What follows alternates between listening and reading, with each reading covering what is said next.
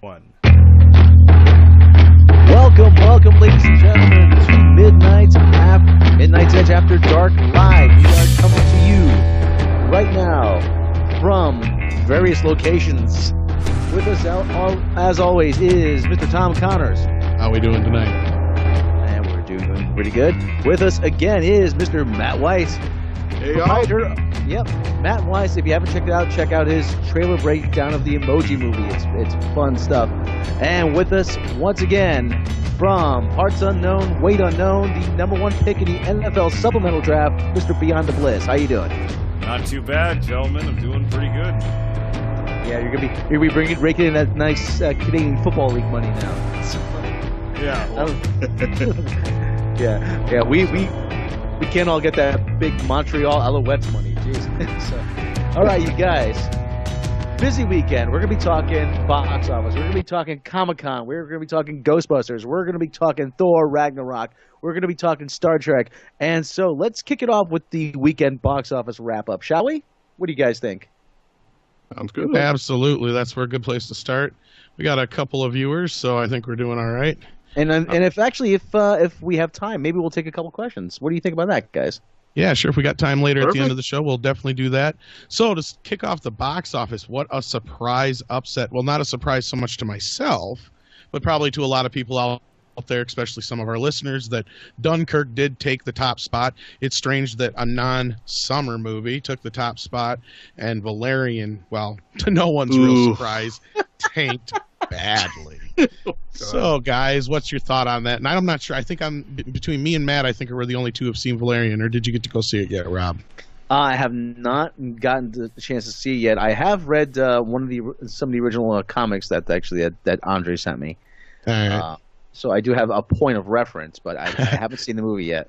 Right. Well, we won't talk about it too much anyway. And I don't think Beyond, you got a chance to see it yet either, right? no, because everything happened with the whole accident and everything, and that's. And we're glad you're okay. Yeah, drag, he was supposed to join us on that very first Midnight's Edge podcast, but and we had other plans and stuff like that going on, but he had been dealing with a fender bender, so luckily he's okay and everything's taken care of. But yeah, we might get into a little Valerian talk. But what's your guys' thoughts on the upset of the weekend? It's like, it was like a drag 'em out weekend, it seems like. I'll say this. I want to say one thing. This is very important.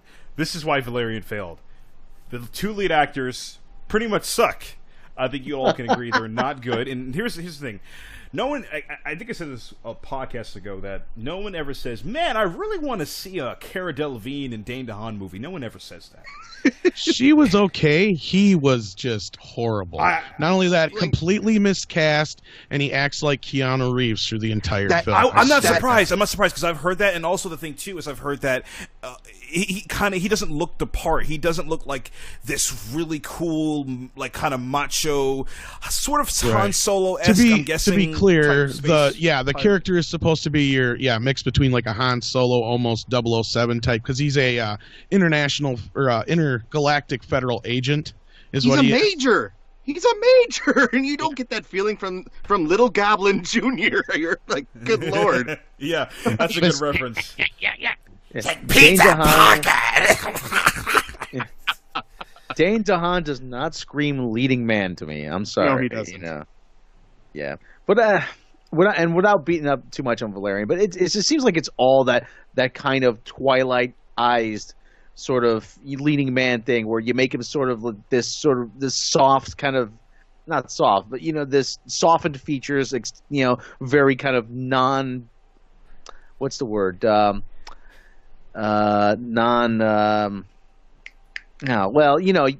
guys know what I'm talking about, right?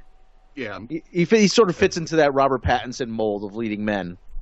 Yeah. And hopefully that's not going to last much longer. I certainly hope. Because it just seems like a very out of left field thing to have Dane DeHaan doing this. I think was it Carol?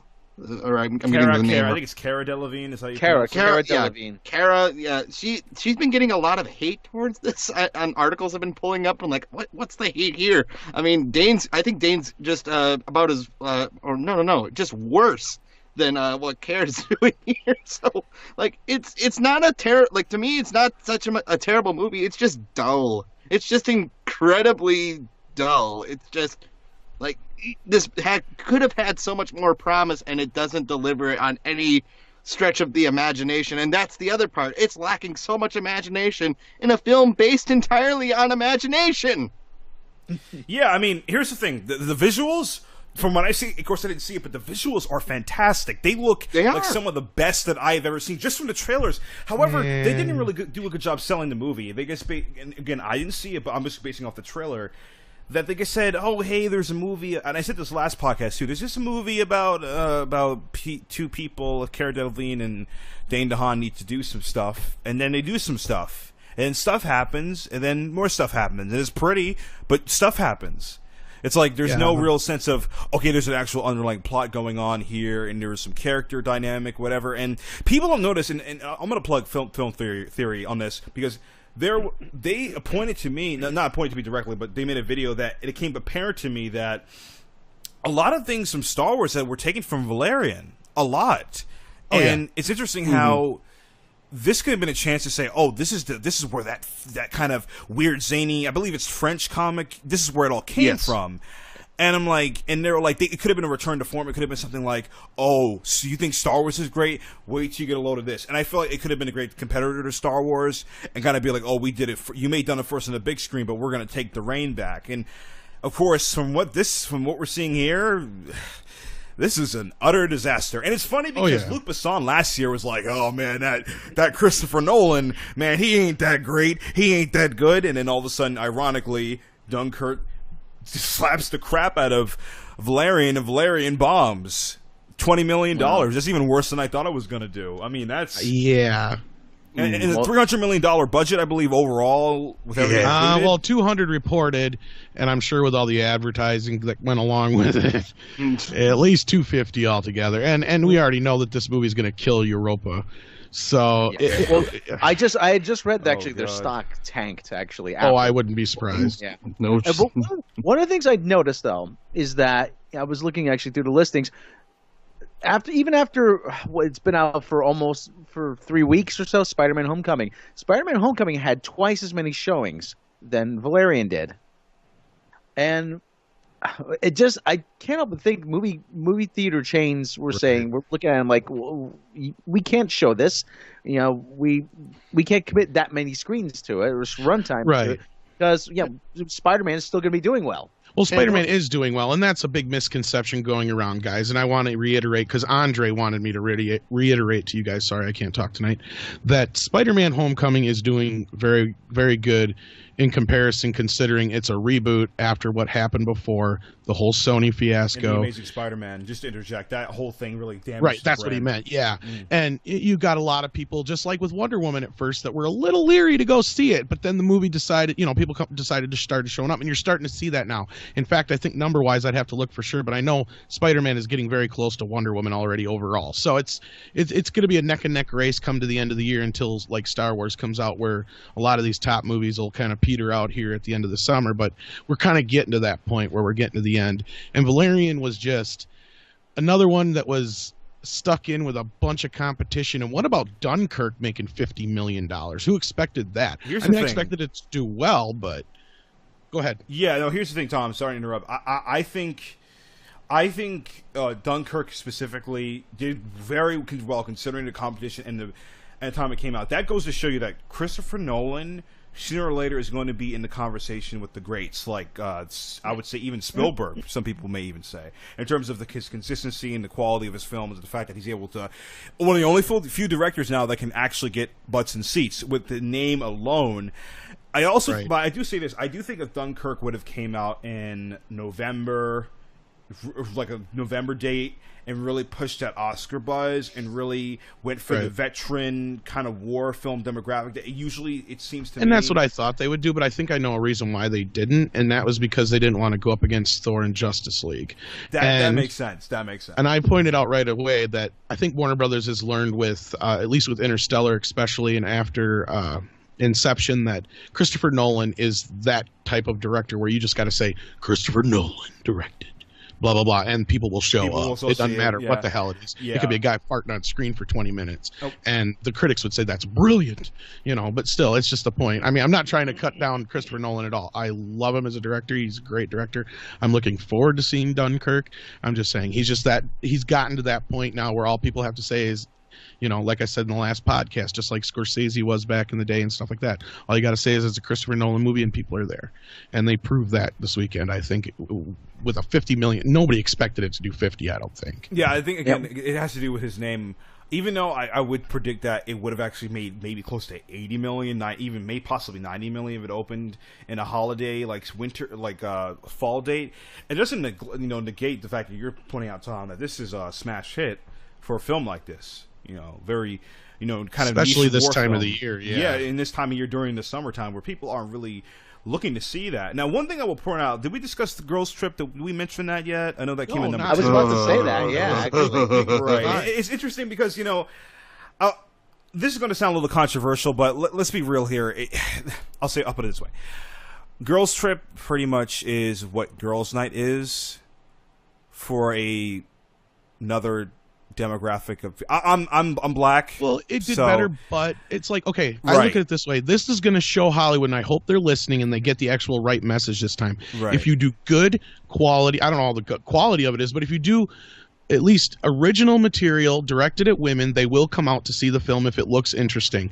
This movie proved that. Bad Moms proved that. And I got to admit, Bad Moms was one of the funnier movies of this last year. So, or I think it was this last year it came out, right? Last year? Somewhere around last year. I think last November or so. Yes. Right. And then they got the sequel already ready for this Christmas. But regardless, this just goes to show that if you do something that women will be interested in and make a good product, I'm assuming it's good considering, obviously women talk and they tell their friends just like everybody else does. This is a good movie, go see it. And like the numbers show. Okay. I'll check real quick, double. Let me check. $31 million for a female-driven comedy is a massive hit. It has about a 7% approval rating overall, like a 7%, but the audience rating gave it about a 4.4, like a 90%. So the audience rating is really high, but the critic rating is pretty. Well, that's nothing new. It's good. That's nothing. Yeah, that's not surprising. But that means this movie looks like it's probably one of those movies like this is going to be this year's Bad Moms, is what I'm trying to get to. Rambling Possibly. I mean, if they're going to have a Universal is going to do a sequel. I mean, the only reason why I was bringing up before is kind of this thing where some people can say, "Oh, well, it's basically just a derivative of what we saw with Hangover." Rough Night. No, it's Rough Night. Female-centric movie is just for a blacker audience. And, I mean, it's kind of this thing where, even though that may be the case, it's ironically is getting better reviews than Rough Night did from Sony. So it's very interesting to see that kind of play out a little bit. Well, not only this was kind of perfect. Not to interrupt you, sorry, Beyond. No problem. This is kind of perfect counter-programming to Dunkirk. It is. I would say that. Yeah. In a way, it was like they played this almost perfectly. They're like, all right, we've got an idea here. The guys are going to go see either Dunkirk or Spider-Man or Valerian or War for the Planet of the Apes. Let's give the women something good. And they knew they planned this perfectly almost. This is one of the few times where I would say, besides Dunkirk now, where they decided to actually release a film properly and do a good job doing it at the same time as far as getting it out there at the right time and it making a lot more money than it probably could any other time of the year. Because, he could have released this in November. Warner Brothers could have pushed it back, but they've got Justice League then. And then what do you do next? You put it in December. Okay, well, there's Star Wars coming out in December. So, and there's a ton of other Oscar bait in that time. So I think they just mainly wanted to avoid the Oscar season for a reason. And at first I thought it was a dumb move, but now I see it was the perfect move. But we should move on from this. But any more thoughts on that, guys? Well, just one. The girls... was it Girls' Night? What was it? Girls' Trip actually has a $28 million budget, so they've already made that back. So perfect. So we'll get a sequel to that. Another thing, Spider-Man: Homecoming is actually hanging in there at number 3, and actually did beat War for the Planet of the Apes this week. Here's the thing about $2 million. Planet of the Apes. Sorry to interrupt you. That's another upset. That's real kind of War for the Planet of the Apes isn't doing as well as I think it should be doing. I don't know if you I guys agree. with that. I think Dawn had a similar pattern, unfortunately. It was one of those movies that a lot more people discovered later on cable and video. Again, same thing with the first one. It did respectably, and same thing will happen with this one, but yeah. Okay. Do Go you think ahead. there's a possibility that perhaps, even though the films are phenomenally rated, that there's this thing where it's not able to entice audiences, as we're clearly seeing here, where it's great, gets great reviews from critics and fans, but audiences in general aren't really looking at it too much, or at least at the level that I feel like it should be. I could be wrong. I think it's just more so the competition, to be honest. Mm-hmm. And I've said it before, if they would have pushed Apes off at least till August, oh God, it would have owned August. Because I can't think of anything coming out in August right now that would even remotely touch it. Even something like September would be like. Yeah. I'm not trying to push it off the. No. block But then you got entirely. the problem with the kids being in school, and that's where the studios will say, "Fuck that, no way." So yeah, but August, I think early August would have been perfect here, like in about a week and a half, 2 weeks, or whatever. Even if you opened it on a Wednesday night, you know. Right. Well, then you're up against the traditionally August releases are films that studios don't have any confidence in. Exactly. And except for a couple years ago when Guardians of the Galaxy, that was an August 1st release. I don't know if you guys remember that. And that's the mentality I'm having. Do it in a time where it's got no competition, so the word of mouth can help. Already them. did And that. Suicide Squad also copied Marvel and did that in the same date, pretty much. Oh, yeah. August 1st or 2nd. Now, I think it did help Suicide Squad to do as well as it did. I think the brilliant marketing, not to get off topic too much, helped Suicide Squad to succeed, and that's because it was able to own the month, and that could have been the same thing with Apes. And I think August is perfect for Apes. It's kind of the last hurrah of the summer. Yeah. And I think the feeling of the Apes is like, it's not a midsummer movie to me. It's more of an end of the summer, because it's like, it's kind of a fall movie, but not quite there. So August does fit better. It fits better for that, and you can make it a little more cerebral, like they've seemed to be leaning towards more cerebral, but with action. And I think it would have worked, but unfortunately they thought, hey, middle of summer, it's going to work. And well, I know I saw it, Matt saw it, right? And I don't know about the rest of you, but we loved it. And I thought, this is like Oscar caliber shit. And unfortunately, it's not going to get any notice. But, I mean, between the effects and the story and the acting. Awards. Oh yeah, yeah, but that's throwaway. That's a given. You know, it's it's going to get that type of accolade just because it is a technical based film. But actual, like, let's say acting, screenplay, directing, yeah, it's probably just going to get pushed aside. And of course we know how biased the Oscar committee can be, just because a lot of them are coming from an older generation. They're like, all these new technical movies. Oh, it needs to be dramas, and that's a whole nother topic. I don't want to get into that. Just remind the Academy that Andy Serkis, who plays Caesar, is British. That'll do it. Yeah. Okay. True. There you go. Well, we have a long show ahead of us, guys. So I thought we may try to accelerate we should kind of move on. Yeah, let's move on. Let's get into Ghostbusters, correct? Yeah. Well, we were going to cover some of the top. We were going to cover some of the stories, but yeah, we might as well just get into Ghostbusters. Want a new drug? And we have Matt here, of course, of Matt's Trailer Breakdown, as we mentioned earlier, and he's our resident Ghostbuster expert. Even though we've all been around long enough to have seen the film and love the film, I think Beyond, you like the movie too, right? The original. Yeah, I've seen most of it. When I was seeing it on TV, I was like, oh yeah, this movie's actually pretty good. It's not too bad. Saw it in the theater in 1984, then snuck into the theater next door, saw Gremlins. There you go. I do love me some Gremlins, though.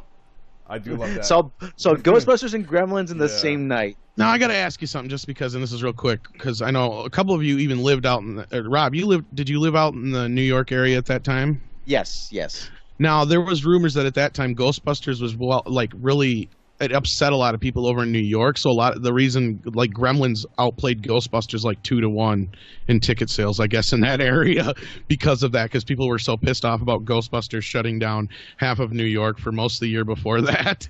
Is that true, or do you remember anything like that? Or that I was a bit younger then, but most movies that are shot in New York shut down a good portion of the city anyway. So I mean.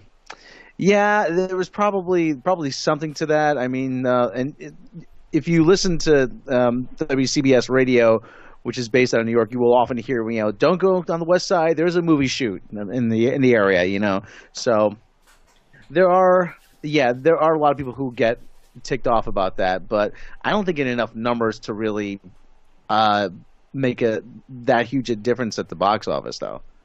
Like I said, I could be wrong. If anybody knows better, well, I know they played really well, but anyway, yeah, go ahead on that, Matt, because you're our expert. On the commentaries, they talk about it a lot that the scenes that were shot outside the firehouse and 55 Central Park West, where the Gozer building, of course, and where that would be the top two spots particularly, and I think the hotel sequence is one of them too. I can't remember that exactly, but I know for sure the firehouse sequence where the containment grid shuts down and the ghosts are released is one of those scenes, because the Hook and Ladder 8 building is on I think it's on a corner of one of those active burgs. If Rob can confirm me if I'm right or wrong on that, because I'm pretty sure that hasn't changed since the 80s. But yeah, that area, a lot of that area is still the same. And they use it in other movies too, yeah. Yes, but I'm pretty sure it was just those two avenues particularly that were just, really chaotic and hectic, because they had a lot of shooting outside of those buildings for either exterior shots or just, the big climactic scenes of the film itself. Right, which famously is where they had to they had to definitely get the Ghostbuster name, because they had a bunch of extras, hundreds of extras screaming Ghostbusters, Ghostbusters. But anyway, onto the Comic-Con news. Go ahead and give us a rundown quickly of the Comic-Con news, Matt, that you can remember offhand. I know I was kind of excited to see some of it and very unexcited to hear and see some of the other stuff, but go ahead and give us your overall observation of what came out of Comic-Con, because that was the big news early on. Yes, so apparently it looks like Paul Feig is out. So I am more than okay with this, because it's been something that because if everybody seems to remember, because Midnight's Edge covered this a lot, where Paul Feig was one of the primary problems with the film, if no one knew that already. Yes. Because this may turn into a trailer breakdown rant, and I can hear Rob laughing already, so this is already starting off well. So it seems that Paul is out, and I think that's probably one of Hollywood. Hooray for Hollywood, indeed, because I don't get what they were thinking and why. Well, and other than Amy Pascal picking this, which didn't need to, 3 times, I'm like, it's the beckoning of Beetlejuice, for Christ's sake. I'm like, you're just asking for trouble. You're just asking for trouble with a guy that does subversive comedy, where Ghostbusters has never been a subversive comedy, nor has it been a comedy first. It's a comedy. It's a comedy glue of of horror and supernatural. Right. That's the joke, is that all these guys are playing it straight, basically, except for there's a little wink from Venkman to the camera, because he's kind of the Bugs Bunny of the group. But otherwise, all these other characters are playing it completely straight, and there's where the humor comes out of that. Right, and so we go back to, Answer the Call did not.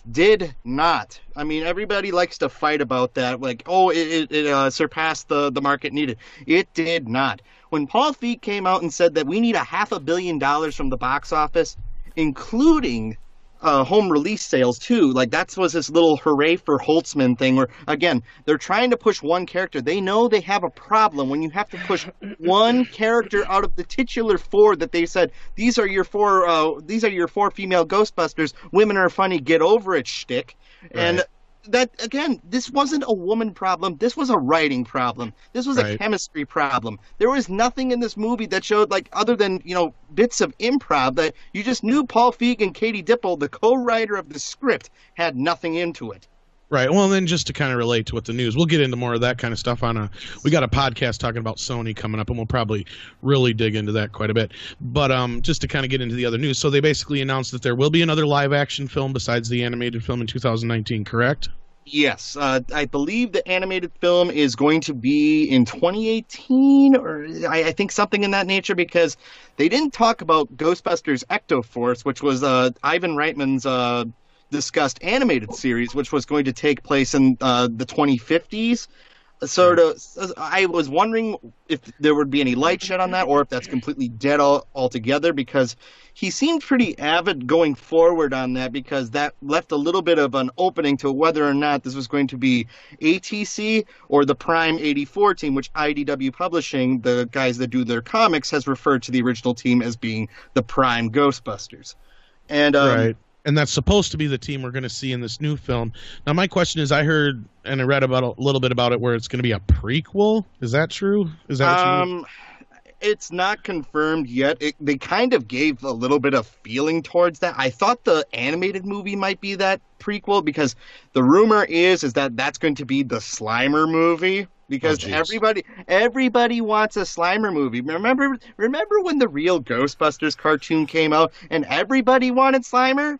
Well, there is some validity to that because I do remember as the movie was coming out last year, they were talking about the animated film kind of being about Slimer because the film was supposed to be a setup for that or something like that. The little they adventure did he some has in the film. stupid little thing where he goes to a portal and that's it. I'm like, I haven't seen that movie since I saw it in the theater, and I'm just like, I don't want to ever see that movie ever again. Because that movie needed a lady Slimer in it. Because we need to have one on each side for each gender, for everybody. Everyone's be equal, and then blah blah blah blah blah. And let's shoehorn all this crap. To throw the F on. Who the fuck cares what gender they are when they're dead? Lady Slimer. It's got me wonder what his Tinder profile looks like. Jeez. No. Right. Anyway. Okay. Yeah. So like, there was some crossovers. I was actually excited to see. There's like a big Ninja Turtle crossover, and I love the look of that comic book cover that we have the picture for in our right in there. Our graphics there. It's right there. That was actually pretty cool. Yeah. I like that because it's also paying homage to Turtles 2, and I like the Turtle figures. But now I'll get to the part that I didn't like. All right. And that is that just can't let the girls die. I'm sorry. And it has nothing to do with them being women. Don't get me wrong. It's just, okay, let me put it a better way. They won't let it answer the call die. Yes. Yeah, they need to push that under the rug and just act like it never happened and do it again. You can do a thing where you had the Extreme Ghostbusters where you have this one chick. That one chick, what's her name? Kylie Griffin? Get her. Griffin.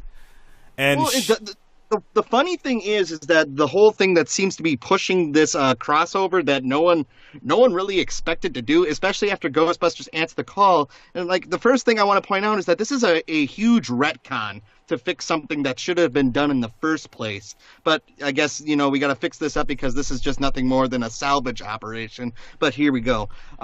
So the Answer the Call Ghostbusters Prime crossover entitled Ghostbusters 101 for IDW Publishing had this where the two universes basically collide, but there's a third team as well.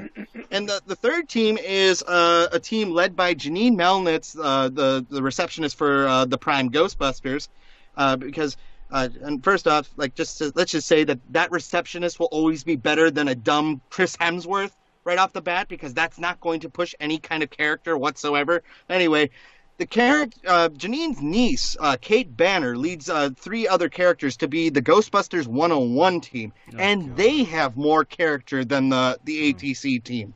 And throughout this comic, it's just, we're different, and there's a couple slams in there too. And I thought it was remarkable too that writer Eric Burnham he's been the writer for the series and the ongoing Ghostbusters comic series since 2011. That he threw some jabs into ATC, like very thinly veiled jabs, where by the end of the series, it looks like Holtzman is the only one wearing the ATC garb. Right. Well, just to kind of move things forward, though, then there's going to be this. Besides the comic crossover, they kind of hinted, from what I could tell from the footage on the Mundane Matt video I saw, where they were kind of hinting that they were going to try and cross over the girls into the original Ghostbuster universe on screen as well. Is what I kind of got was the basics for Ghostbusters 3, and oh my god, that sounds ridiculous. I mean, here's the thing. Again, I keep mentioning Extreme Ghostbusters, where again you had that one cool chick. Kylie, she was, female representation is fine. I mean, nothing's terrible, but she wasn't a shoehorn character. She was, cool. She was part of the team, and everyone seemed to be okay with her, and it was fine. It wasn't this thing where, like, every 5 seconds she stops, looking at the camera. I'm a woman, and I'm a Ghostbuster, and I support girl power, and you better accept it. It's like that's what it was with Ghostbusters Answer the Call, where it's this constant thing where we get hammered over the head constantly, over and over and over. And now I'm going to start to rant now, where it's like, everything has to be about girl power, blah blah blah. And of course, course, our narrator Rob here was the one that narrated the entire debacle of this Amy Pascal. Like, well, I'm Amy Pascal, and I really want this female empowerment movie. And then, even though it fails, I remember I got into a Twitter fight a couple months ago where it came up in a conversation. I forgot how it started, but it's something about Ghostbusters, and I'm like, Ghostbusters failed. It was an absolute failure, and the movie's crap and whatever. I was just blatantly pointing it out, and you remember this, Tom, because you got into it a little bit too. And there were these bunch of social justice warriors that were defending it, saying, it made more than its budget, and like, we're like, no, it didn't. That's not how films work. That's not how it works. Marketing. Yeah, marketing. And not of course, just that, yeah. Theater chains, what they get for it and all that. And it's basically where I'm like, just admit it. This movie's garbage. It's not good. And I think I even said it, like, I think the death nail in the whole thing, I think what put it down was, like I said, this movie didn't even make as much as the original movie did in 1984 dollars. Fuck inflation. You don't even have to get on that. Even the sequel made more than this. Yeah. Oh yeah, there was people trying to play off that this movie made more. This is better than Ghostbusters 2. I'm like, well, because it's a carbon copy of the first one that you just gotta hate this movie. And I like Ghostbusters 2 because it's an actual Ghostbusters movie. Right. But anyway, it has its moments. Yeah. It does. Like, there's moments. There's the courtroom sequence. She's a harbor chick. I mean, where are you ever going to see size, Ray? Where are you ever going to see a Statue of Liberty powered by an NES Advantage joystick? I'm like, that's just a testament that Ghostbusters rocked and Nintendo rocked the world. Not to mention that, but Rick Moranis stole the second movie even more so than he did the first movie. But just to move along, so yeah, that was kind of the big announcements. Was there any other big announcements that you wanted to touch on to Ghostbusters before we moved along? Oh, yes. So not only are they going to try and Kylie Griffin, I think it's more Holtzman that they want to inject in this one, where the others are just going to be cameos, and I'm like, I actually like Holtzman. Holtzman's a guilty pleasure for me. I mean, understand the whole steampunk kind of slash semi-goth kind of. Well, she's they would have made I can definitely. She should have been Egon's daughter. She should have been fucking Egon's daughter. Yeah, been the catalyst for this whole thing. Yeah. But anyway, to move along, yes, go ahead, Matt. So they're going to be injecting that, and the biggest offense that seems to be coming out of this is that Harold Ramis's last work for Ghostbusters, the video game from 2009, is now considered non-canon. Which I don't see why they had to do that. There's no reason to. You can still do Ghostbusters. They could have even made a movie out of that right there. They could have just said, you know what? Movie. And that's the thing. They can even remaster it. Like, they can have the movie. Here's how easy for them to make money. Take the game, make it into a script, make the movie, then make a remaster of the original game that people can buy for like a really good, decent price. You can make so much profit, then have maybe some merchandise tie in too. Yeah, just up the level. Yeah, I would have been all for that. But unfortunately, the problem with the game is some of the performances are a little stagnant, and we're not going to say who. Oh no, who? I can't hear you. Never mind. Anyway, so it's certainly not Bill Murray. Of course it is. It's not Bill Murray. Why would you think that? Moving on. So other than that, Ready Player One, gentlemen. Let's talk about Ready Player One. All right. Well, I think Matt had one more thing to add there, and then we can move along. Yeah. The thing is, the biggest offense of that is that kind of throws away the canon of what the comics did, because the IDW publishing comics that started in 2011 as the ongoing series were based entirely after the events of the video game. So they're throwing away all the comics, too. It makes no sense. It makes no sense. And the Ghostbusters Answer the Call team are getting their own miniseries in October. Yeah, I've seen that, too. So anyway, then... Are they gonna throw away the Larry Storch Forrest Tucker gorilla version too, or is that still... I think that's immortal. I think you can't touch that now, because that's probably more Ghostbusters than the ATC team. Okay. Anyway, moving along to Ready Player One. Yes, we need to talk about Ready Player One.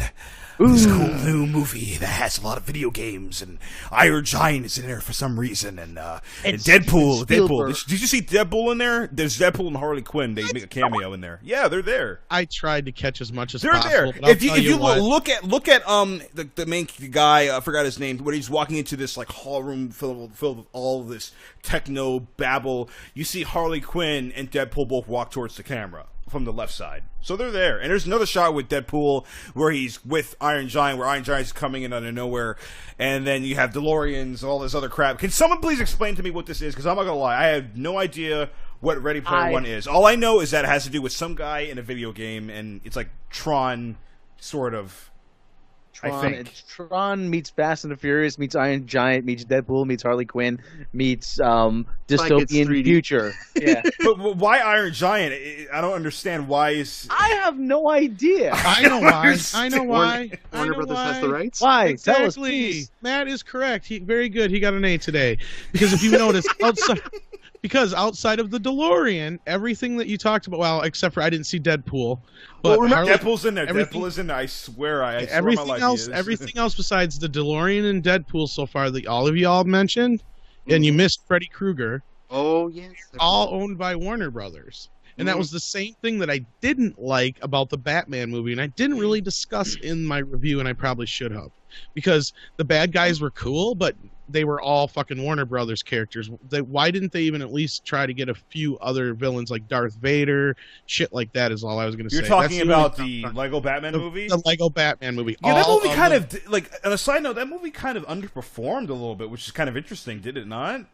It did not do as well as they were hoping. I liked the Gremlins. I liked some of the other villains. There's Deadpool right there on the screen. Oh, you missed it. Okay, I didn't really. I could try to make out some of it, but it was right so blurry. And that was that's my only complaint so far with this trailer is that I love the idea, I love the concept, but I'm so sick and tired of these CGI epics. If you're going to do this, this might as well have been an animated film. Okay, I see Deadpool now. I see it now. Yeah, he's more the comic version of Deadpool. He's not really the Ryan Reynolds. Yeah, I don't think they'll be able to get away with that. They obviously, and being Spielberg, I'm sure it was real easy for him to farm out a few people to get in. Oh, yeah. Like, obviously the DeLorean. The DeLorean, yes. Yeah.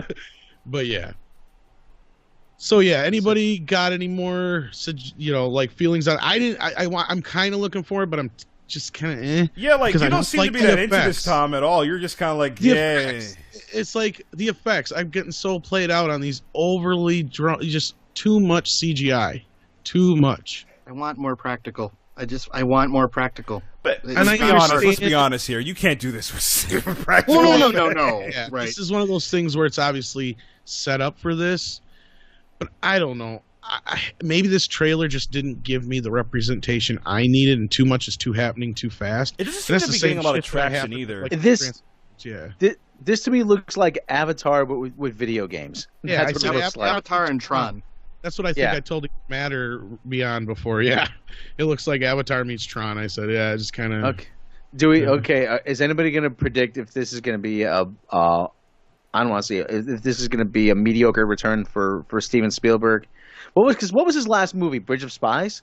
Yes. Yeah, but that was kind of more of a vanity project. Yeah, that was more like Oscar bait. Yeah. A lot. This will be his first return to commercial film since God, because otherwise they've all been more like vanity projects and Oscar bait since what?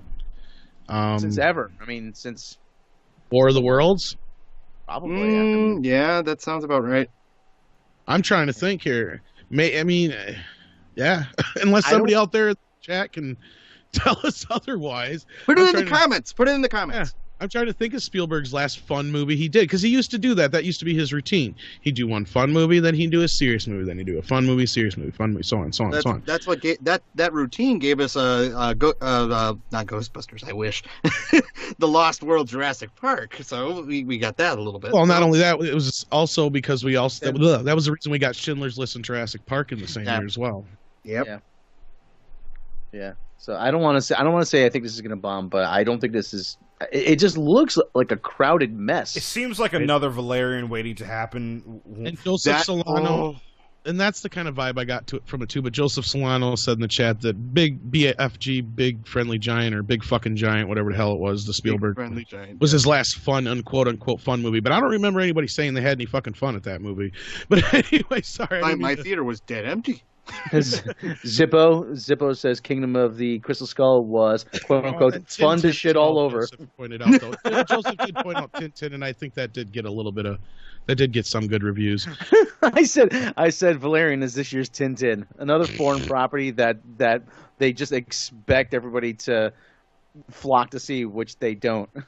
It's just a hollow movie. Like a lot of the European comics one. I think you and I talked about this, Rob, where it's just very hollow. It's very Generic. hollow.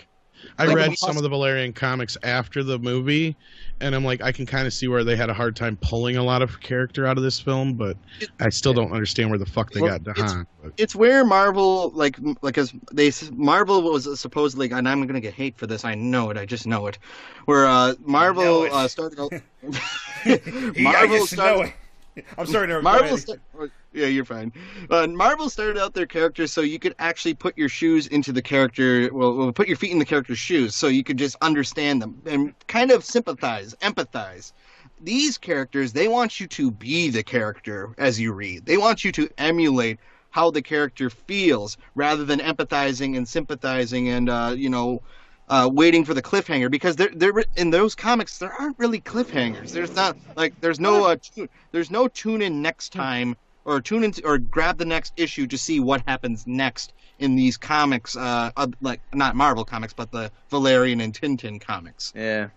So I'm like, does everybody have a loud exhaust? This is 2017, the summer of the loud exhaust for me. Jeez, did you guys hear that? This is the exhaust pipe I can hear. Usually people do that. I thought maybe it was some of his bodily functions.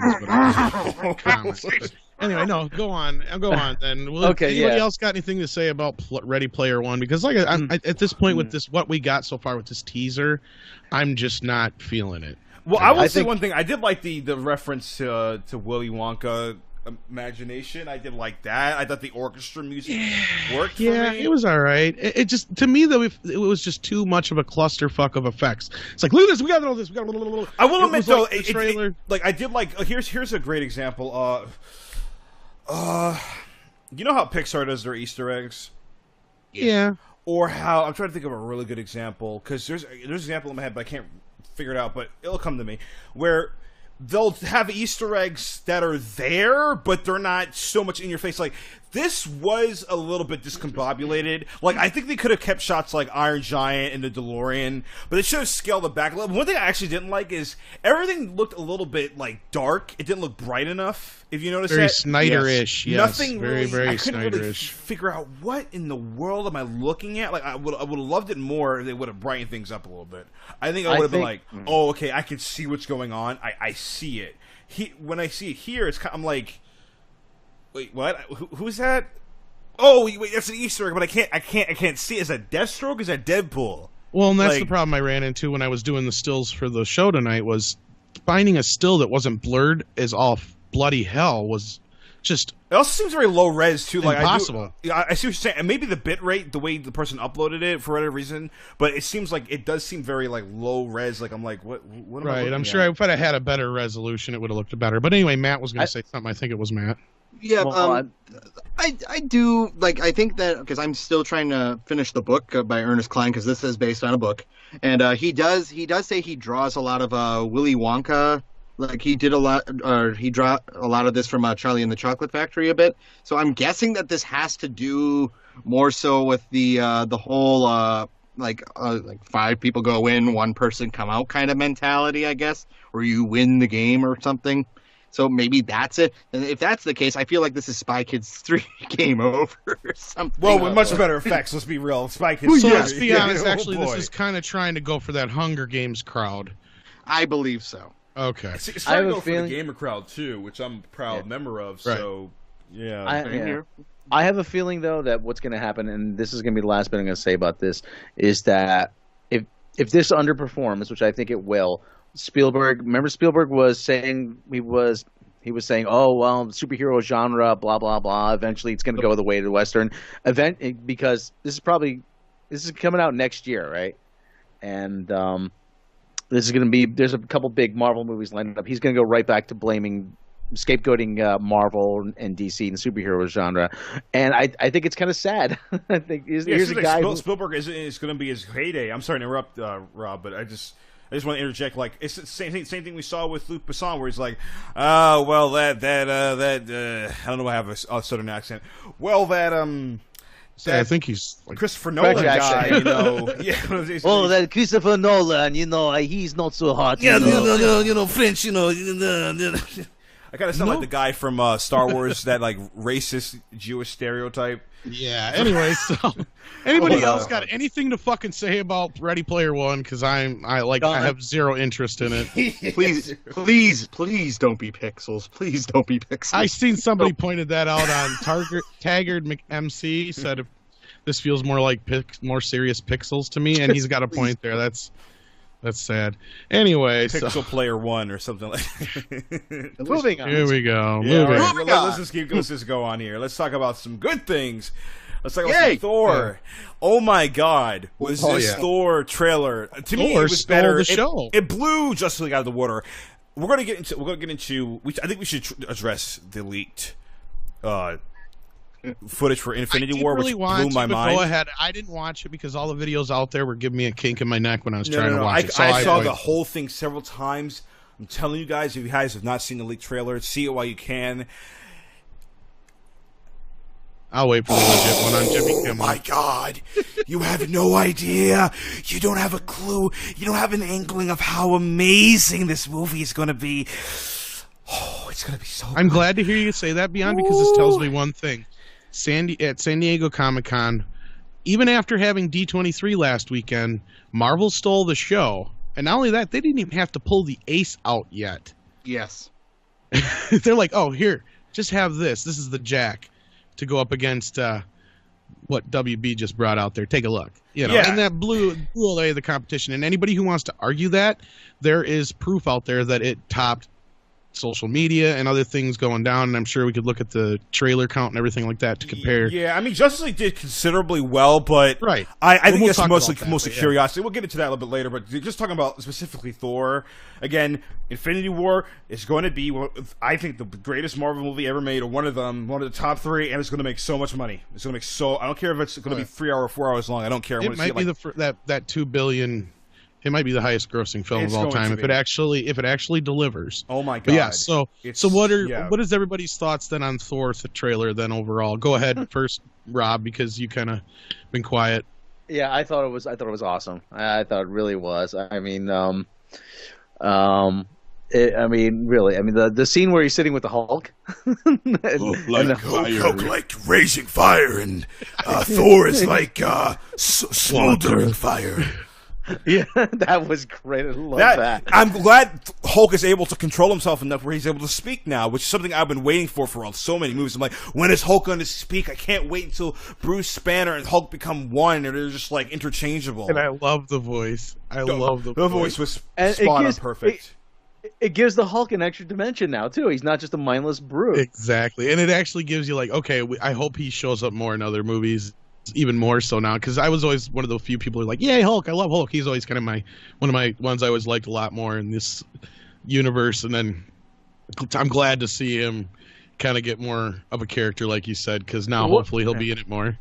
One of the things is I noticed this is actually this looks like a really different style of Marvel movie. That's what I was going to say. It's like it doesn't seem that serious. Like from the trailer standpoint, like this looks like almost Guardians like. Well, I was going to say it is a bridge to the Infinity War. I call it Guardians into Thor, yeah. And you notice how in the Infinity War trailer, just to go back to that, he literally lands on the ship. It's almost like a callback to the original Avengers movie where Thor comes into the Avengers film on the top of the actual ship or whatever, the plane or whatever, and he's like, there with the lightning. Yeah. Coming into play with the story, and in the leak trailer, it's kind of a reversal of that, where he's coming in and bringing in the Guardians and coming into play, but in this reversal way, where he's like all like, for whatever reason, I guess it has to do with Thor Ragnarok. He's out, he's incapacitated, he's knocked out for whatever reason, and then Mantis basically revives him, and he's like, "Oh my God, who are you people? What's going on here?" And then that's when they start the actual Infinity War trailer. But the reason why I mention that is like they're showing how Marvel is finally, and I call this basically Jack Kirby porn. This movie is basically Jack, and I love that because they're finally embracing Marvel's zany weirdness, trippy, 70s, or like the 70s era where everyone was just on all types of drugs and substances, and that's how they made that good crap back in the day. And we're seeing that now and even Taika Waititi, the director, in an interview, he was like, I'm paraphrasing. He's basically said, I'm soft rebooting Thor. The other two movies weren't that good. They took Thor too seriously. I'm going to give Thor a true character. I'm going to let Chris Hemsworth go to town. He can be as comedic as he wants to be, but still keeping the core of the character. And we're seeing that here. And the music, it's like some 80s inspired flair. I mean, you literally could take late 70s, this. 80s, You literally could take this trailer right here and compile it and edit it in After Effects, make it look like it came from a VHS, and you wouldn't really be able to tell the difference. You know what I mean? And I really love that because it feels like some of the effects, but no, and that's a good point you brought up too. Is like, here's the thing we were saying in the podcast I just put up earlier about superhero fatigue, is that Marvel is the only one in the game that's really found the true key to this, and that is treating it like westerns. Even though Spielberg said it will go the way of the westerns, westerns could still be relevant if they were able to continue to find decent stories to tell, and superheroes are just so chock full of shit they'll be able to draw from it for way past our death. But that's the thing, is Marvel's cracked the code, and that is make every movie different. It's different than the last one. It doesn't matter if it's a sequel to another one of the movies. They're still different. Look at perfect examples, Captain America. Winter Soldier. Look at the first movie compared to Winter Soldier, compared to Civil War. All three are very, very extremely different films within the same trilogy, let alone universe. And not only that, almost every single Marvel movie feels different from the last two, even though they still feel connected. I want to interject a little bit. There are a few Marvel movies that became very formulaic. I think one of them is, even though I enjoyed Doctor Strange, I thought it became a little formulaic and it was very predictable. Even though the effects were stellar and amazing, and I think visually it was very great. I'm also thinking of Age of Ultron was made almost as much money as the first Avengers film, but I feel like it would have made a heck of a lot more if they would have really made it a bit darker, like Empire Strikes Back, like really played up Ultron, not kill him at the end, not interject all these setups for Infinity War, and then have the movie slow down and have Thor, oh, I'm inside the water, oh, I'm getting a vision, oh, I see something, it's the Infinity Stones, and all that stuff where it kind of really took away from the main plot of the film. And again, it felt like even Iron Man 2 suffered from that, where they wanted to set up so much stuff to come. And, of course, Marvel has fixed that. Most of their films, I mean, to me, Marvel has about a 90%, maybe 88% success rate to me, overall. I agree. Yeah, pretty much. And what did you think of the trailer, Matt? Because we haven't really heard from you. Yeah, go ahead, a little bit. Oh, good Lord, I love this trailer. Like, I can't get past the fact that it makes me squeal like a schoolgirl. I'm like, yeah, it's like, this is something I want. This is something I want. Like when you're bouncing in the cinema seats and you're scaring the people around you, you got a good movie coming your way. Like this is Marvel having fun. This is Marvel having a good time with what they're putting out. It's like not Justice League, DCEU. Look at what they're doing. Have fun. Yeah, this is the same thing I felt when I seen the teaser trailer. I squealed like a little girl, and this one even more so, especially when we got to the end with Hulk. I love the idea of this. I totally want to just see this movie now. I think this is going to be one of the greatest Marvel movies to date. I also think this movie is going to be much better than Justice League. I still think Justice League is going to be a mess. Oh, we'll see one thing. For those who are listening, I'm not that big of a fan of Wonder Woman. Don't kill me. Please don't. but I really think the film is an overrated, pretentious movie. Anyway, and we'll get more into this in a little bit. But yeah, but I wanted to say this, where I think there's a chance that Justice League still may be a disaster, where I'll give it Wonder Woman was a success, but I think Justice League is going to take it 2 steps back. But of course, we'll get at that a little bit. But I think Thor Ragnarok is going to be the first Thor movie to really be a massive critical and financial and fans universal success. Yeah, I mean the slow motion shots, right? The slow motion shots we see Hela, and she's looking at all of the unicorn, flying unicorns. The Pegasus, no, the Pegasus, right? Not unicorn, Pegasus, right? the white Yes. Pegasus. I think Pegasi, so. however how you say it. You know, and you see Tessa Plural. Thompson on one of them. Oh my god. The movie looks like it's almost like they're embracing more of the mythology more than even the previous two Thor films are. Where again, like one of the things I didn't like about the previous two ones were like, well, what you call a science is just another version of it, and now they're like, no, this is fantasy. This is crazy, zany gods fighting each other. Let's have fun. Forget all the jargon and the science and the magic are intertwined, and we don't give a crap. The 9 realms. Well, let me go on a paper and teach you the 9 realms, okay? Here, Jane, listen closely, okay? So you see here, it's like no one cares. Remember South Park? Infinity War. Mind you, we might get to this in Infinity War. I swear. Remember South Park? These are the 9 realms, and this here's the Green Lantern planet. Nobody cares about that. No one cares about the Green Lantern. But yeah, it seems like what they've done actually isn't this movie going to take place entirely on Asgard? I think most of it is. Well, I think Asgard gets destroyed, and then he goes into space, and then he winds up on different planets. And Yeah, stuff. well, It's the that's whole- yeah. But I don't know. But I don't know if you guys have heard this, but actually there seems to be 2 Easter eggs on the totem. There is supposedly a Man-Thing Easter egg on that giant totem in the middle of Asgard, and a Beta Ray Bill Easter egg. Ooh, someone put it in the I think it was way back in the comments. The Broken Pixel Gaming put that there is a Fantastic Four comic in this one where it's in the viewing area of the arena behind Loki. Ooh. So it could be. I like it when Marvel Studios does this, especially towards Fox, because screw Fox. Screw Fox with the intrigue. Okay, well, okay, well. Okay, all right. Well, let's move.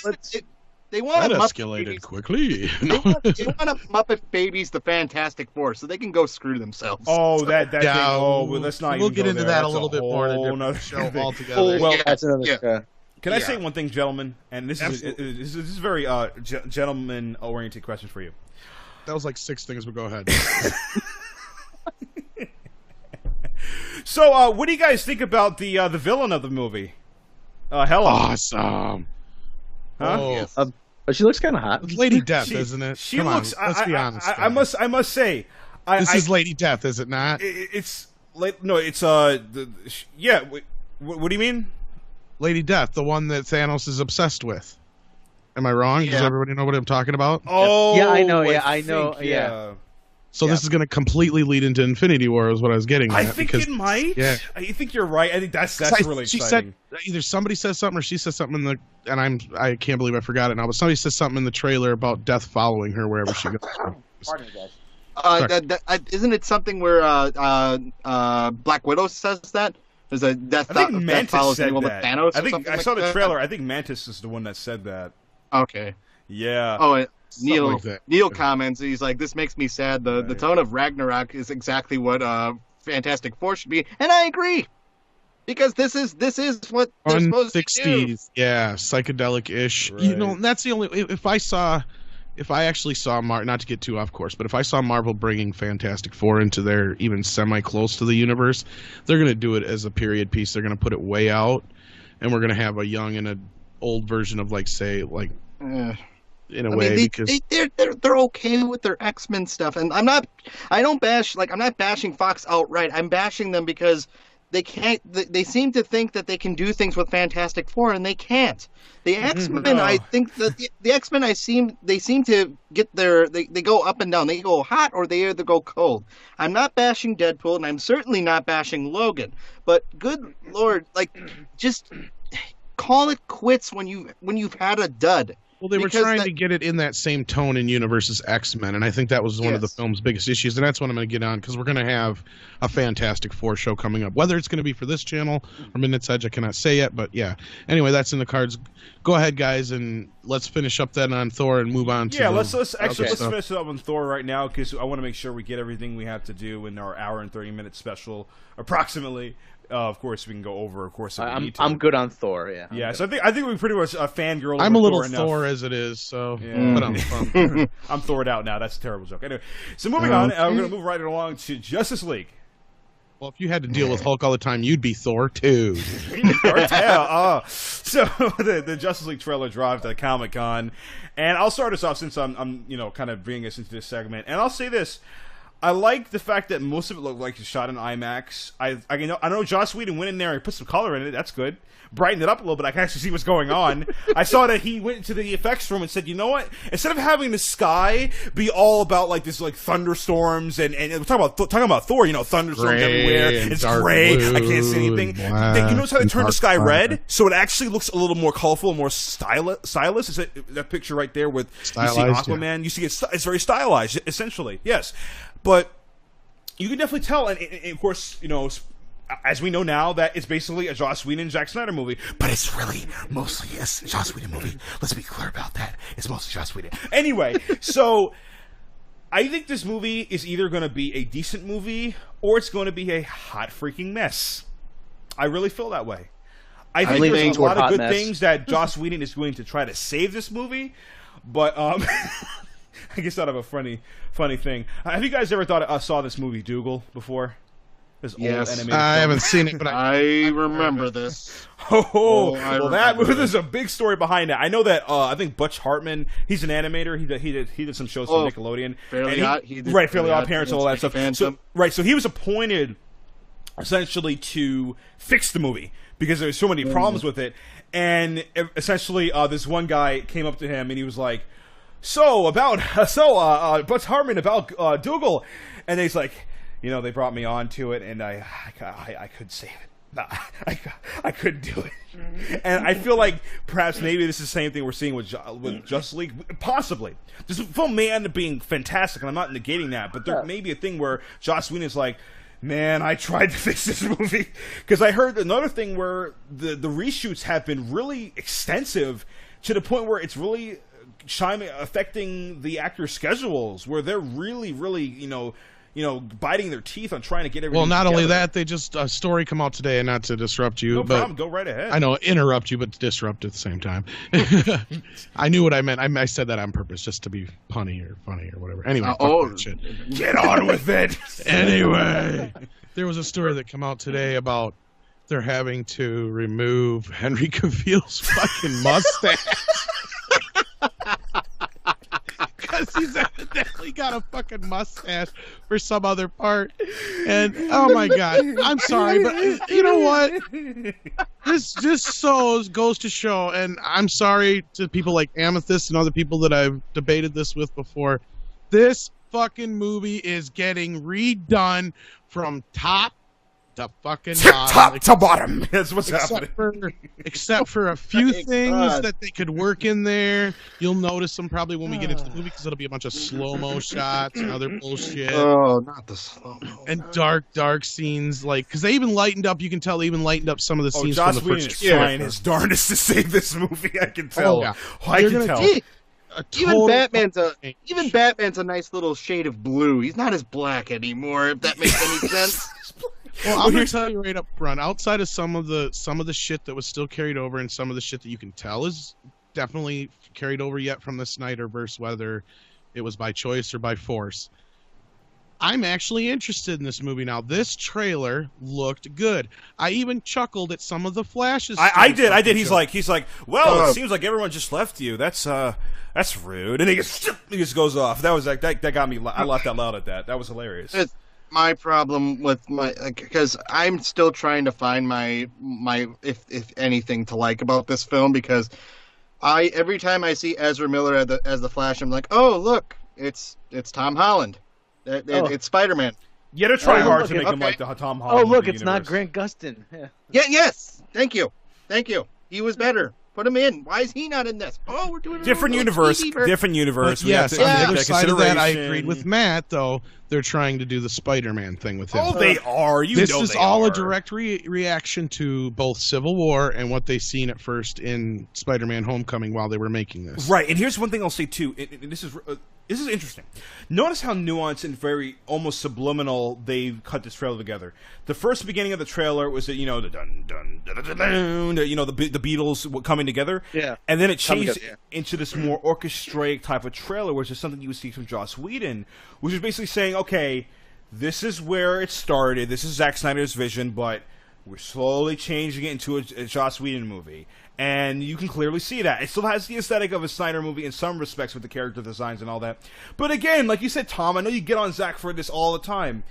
And I have to reiterate, there's actually color. I can see what's going on.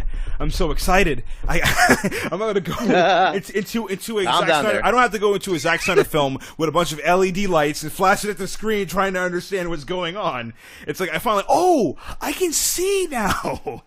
I get it. Okay, we can actually enjoy a movie and actually understand what's going on. And again, I hope that Joss can try his darndest to make this a cohesive story, because I know a lot of people say Batman v Superman was such a good movie, and it's like Hitchcockian and all this. I'm like, no, it wasn't. No, it's not. It's a pretentious mess with a bunch of scenes and things happen just to happen. And Superman is not even in the movie barely. But anyway, getting back to Justice League, I hope to God that they try to make this movie right. I hope that Joss Whedon gets it right. Well, there was some more news that come out today, and I got to touch on this because it explicitly ties into the very first Midnight's Edge podcast that we did with Andre and Rob the other day. And it come out today that there were some photos that were seen at Comic-Con. Right. That lead us to believe that Batman might die in Justice League. And the reason that is the one, I'm not even going to give it any, because I know what the other one is. The one is him, Batman's next to a casket or whatever. Well, that was because of Superman's casket, and they're getting him undug, and they're getting him ready and rejuvenating him or whatever. And that's that scene you see at the end of the trailer where Alfred's like, "Oh, hopefully you're not too late," and shit like that. I think it might be Green Lantern, though. That's what I think. It could be too, but I think it's Superman because Superman's in it. There's more than enough. What? Superman's not dead? I never would have guessed. Anyway. Who would have guessed the dirt? The dirt. What does the dirt mean?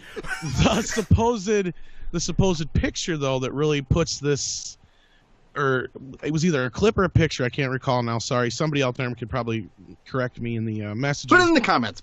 Yeah. But it had Superman floating over 4 members of the League in jeans only, looking pissed as fuck, and the only one not there is Batman.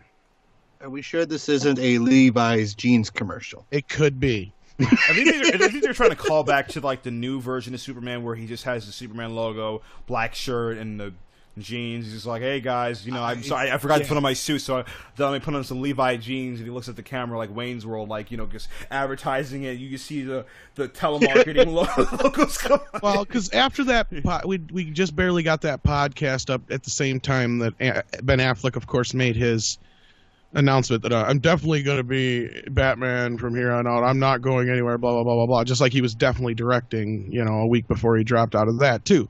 So I think he's just paying lip service right now. I think he's just trying to get ahead of the news because I will believe the media over Ben Affleck any day because he has lied to us so many times before. That Batman movie's coming out pretty soon, guys. Yeah. And Ben Affleck just looks so, downtrodden in every single interview. I'm starting to think he wants out. Well, I think there's weight to that, and I think that's true. I think they're going to kill Bruce Wayne's Batman in this movie, and they're going to reboot it somehow. Well, Flashpoint, because that's the other big announcement that everybody made a big deal out of, but it's not a big fucking deal. Since day one, when they announced back in 2013 or 14 that they were going to do a Flash film, it's been Flashpoint, because anybody who's watched the TV series knows that the TV series started out doing the Flashpoint plot, and then they had to kind of change it up a little bit because WB announced that was going to be the main storyline for Flash way back then. So then damn it, Barry. Damn it, Barry. So this isn't new news. Damn it, Barry. And there's already rumors that what's his face who played Thomas Wayne in Batman v Superman. Oh. God, what's his name? He's not Morgan. I think is his last name. He's on Harry Morgan. No. Yeah, Harry Morgan's the guy from MASH. Never mind, and he's dead. No, so. he was in Watchmen, and he's in the comedian guy, right? Yeah. Jeffrey Dean Morgan. Thank you, Neil. Thank you, Neil Ganty. Jeffrey Dean Morgan. I was right. Morgan is his last name. So he's already been supposedly rumored to be spotted in a Batman suit, or at least there's supposedly somebody said something about some concept art for him. Because of course, if you're again, run a name by me again. Jeffrey Dean Morgan. He played Thomas Wayne in BVS. in BBS, and then the mothers, of course. If anybody knows the story of Flashpoint, Yeah, I think they may be doing that because it's a possibility. I'm kind of thinking in my head too. I saw a couple things about that too online. something about his mother being the Joker as well, which is also a plot line in Flashpoint as well. So anyway, Well, it gives them the opportunity to reboot the character and to recast the character, because then, after spoilers, after everything gets set right, then you can just have another actor take over as Batman. right. Barry, this is a Warner Brother exec, by the way. Barry, we kind of screwed up on this Batman casting. We need you to fix it. Fix it, Barry. We need to go back. We need to get a better Bruce Wayne. A Wayne that everyone can get behind. Not a Wayne that can make a Batman script and completely flub it out and have problems outside of the camera world. Okay, we've got a Wayne everybody can get behind. It's Wayne Brady. Okay. But let me get on one thing that I really want to establish is for my opinion on this is that this should have been the movie to start everything, because they seem to be going all over the place. This feels so like, and I know it feels so Avengers, where you got to get every little piece of each character. I'm like, why do we need to have this? It looks like we're going to get a lot of Wonder Woman story from this trailer. And oh yeah, there's she's in the trailer at least 60 or 70% compared to the rest. And for all we know, I don't know how to do a diagram, but yeah. I'm worried about that. I'm a little worried because I just hope because they make it even instead of one way. If that makes sense. If you guys see where I'm coming from in that regard.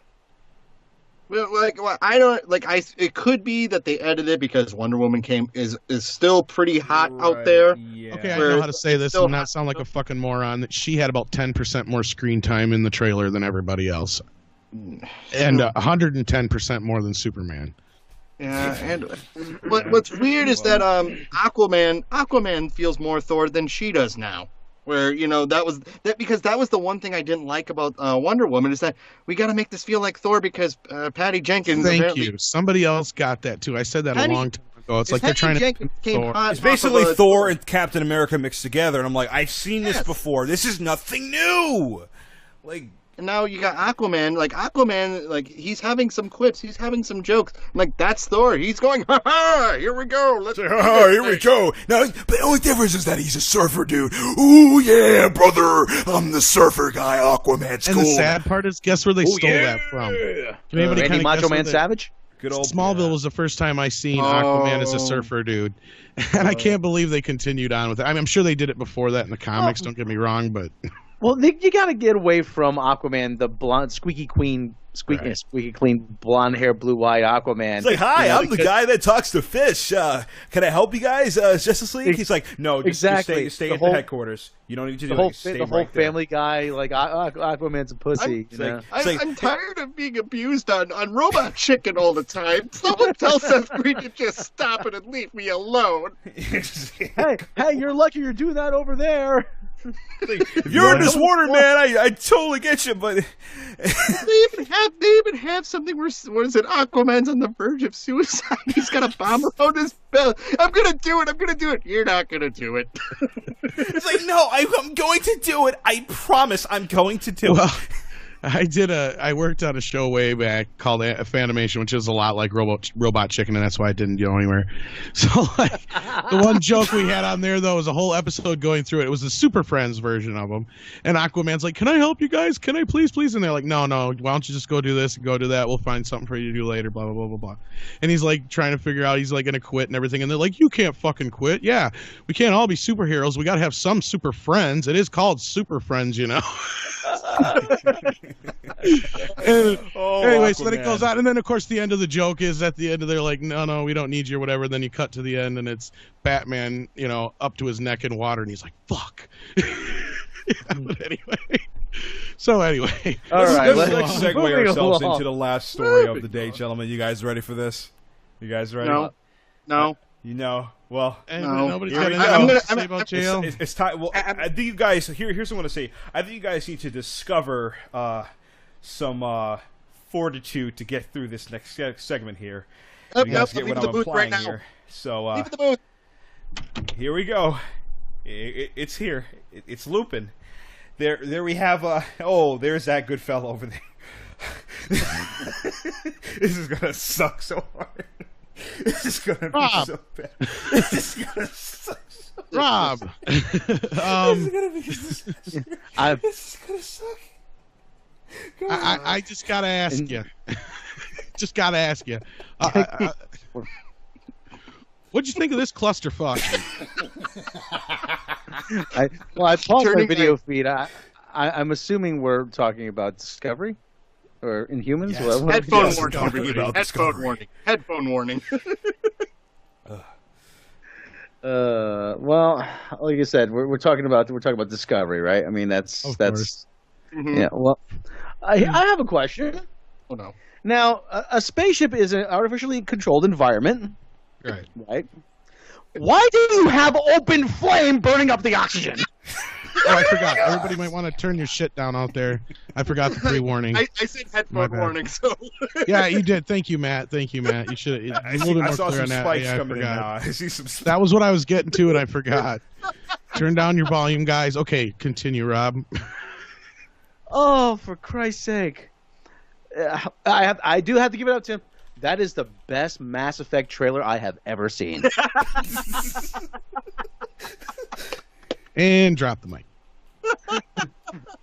Krieger out. But, dear God, just when I think I've seen it all, I mean, and like, yeah, it's all the same shit that they're. It's all the same focus group driven shit that I hated about the first trailer. I mean, and you got the stupid cover song. That song is actually a song by a group called 10 Years After, which was a blues rock band from the UK back in the 60s. Yeah, I like the original. Yeah, for those who don't know. And it's just like the same moody kind of slow version of that song. I just give me a fucking Star Trek series, please. Nothing about this screams, you must watch me or your life is not complete. Well, if your life's not complete, then if you don't watch Star Trek, then you seek medical attention. But anyway, I am beside myself, guys. I really am. And I did subject myself to watching the panel, actually the Comic-Con panel. They really didn't talk about the show a whole lot. I mean, they talked about elements of the show, but they didn't talk anything about the plot. I wonder why that is. Yeah. you just know you're in trouble.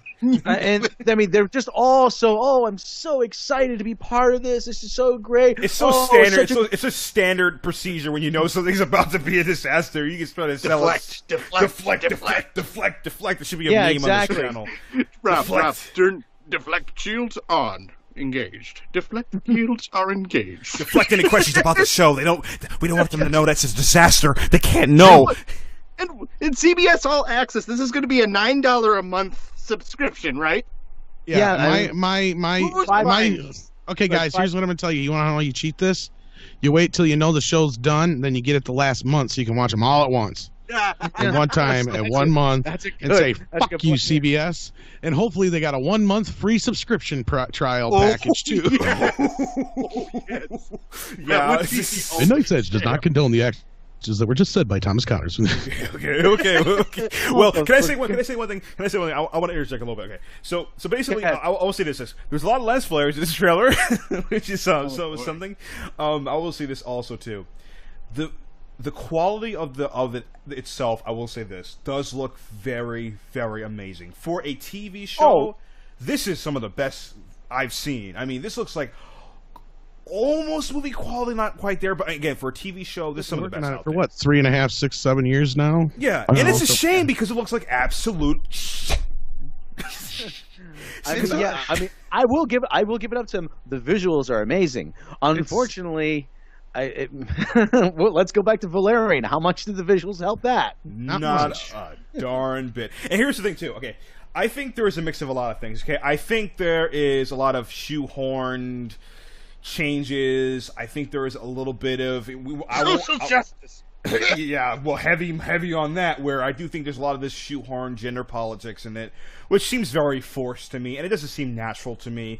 This just seems so like, oh my god, there needs to be a black female character. You know, even though I'm black, it's just the idea that it needs to be so forced down your throats and to the point where nothing feels real anymore, despite the fact that you had a female lead way back in the day that felt more like, oh, this is just a character or whatever. Instead, like I was talking about before, talking about Ghostbusters, where they had to turn to the camera, I'm an empowered woman and you have to respect my position.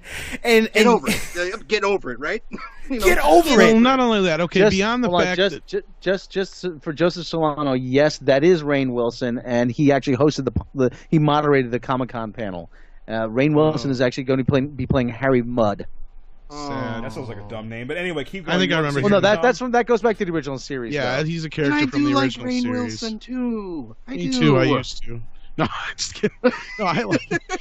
I'm sorry to cut you off, Tom. Go ahead. No, you're fine. I was just gonna say, fuck, what was I gonna say? No, I know what I was gonna say now. There's no clarity as to what timeline this is, and we had talked about this, I believe, off the air, right, Rob? And I know we're privy to a few things we're not supposed to talk about, and one of these things I hope is not this that I'm going to bring up now. Isn't Netflix in the process of suing them right now because this is not what they ordered? I have read there is some kind of litigation.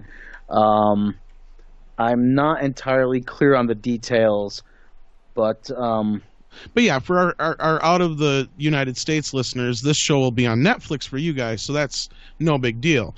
One thing we pointed out, Rob and I did in one of the earlier podcasts when we were like I said, we got to be careful here because right. Because I'm moving on. There's certain things that right, and I'm moving on from that now. I was just going to say, I mean, if you're outside of the U.S., not such a big deal because you got Netflix. But like Rob and I brought up in an earlier podcast when it was still Film Buffet podcast, was that I don't know how I was going to put it. You got me off guard there, and I forgot what I was going to say now. But basically, you don't have to add another subscription to your already full subscription lineup of internet, Hulu's, Netflix, and Amazon Primes, and all these things that you already added to. And that's one thing that Rob and I felt was really going to hurt this in the U.S. was a lot of people are not going to want to add another service to their already growing list of services. And I think that's one thing that's going to kill it here, Can I jump on that a little bit? Like, because there was a show that Paul Feig did. I'm like, man, Paul Feig, everybody. Let's go on that again. But there was a show called Other Space, I think it was called, where it was kind of Star Trek-ish. They had some Mystery Science Theater 3000 alumni on board it, and it was a Yahoo Access kind of thing where I vaguely remember that. Yeah. And, I do remember that. It bombed on there because, again, why do we need another streaming service? Why does CBS of all people need it? I don't understand. They're greedy bastards. Well, Yahoo Access that was a free service, though. I mean, but the big problem with Yahoo Access was that Yahoo. I'm talking about CBS. Sorry, I didn't mean to cut you off, Rob. Okay. CBS is a bunch of greedy bastards. That's what I meant. Yes, I got that. Well, CBS sees the streaming, everybody's streaming now, Hulu, Netflix, and everything else, and they want a piece of that action. CBS is your grandpa trying to get in on shit way late in the game when everybody else is moved on to Twitter and Facebook. Your grandpa's still on MySpace. That's CBS. They've got the flip phone they've got the flip phone, and while everybody else has the smartphone. Yeah, pretty much. If that. But like I said, I've said over the past year, you've made me hate The Daily Show. You've made me hate Doctor Who, and I started hating Doctor Who well before the female Doctor was cast. Oh my god! Can I just say something real quick? This whole female Doctor Who thing is utterly absurd, okay? It's just another trend in the social justice craze where, we got to make female 007 instead of making her or we got to make a female Doctor Who, the female Ghostbusters. Right. Well, that takes us back to the original characters. Right. That's what you were saying at the beginning of the show. Was it Girls' Night? Is that the name of the movie that we were talking about earlier? Yeah. Look at that. Perfect example. Do something original. You don't have to rip something off. Right. Even my emoji when I covered Emoji Movie, just like, come on, it's not hard. It's not hard to come up with something original. Right.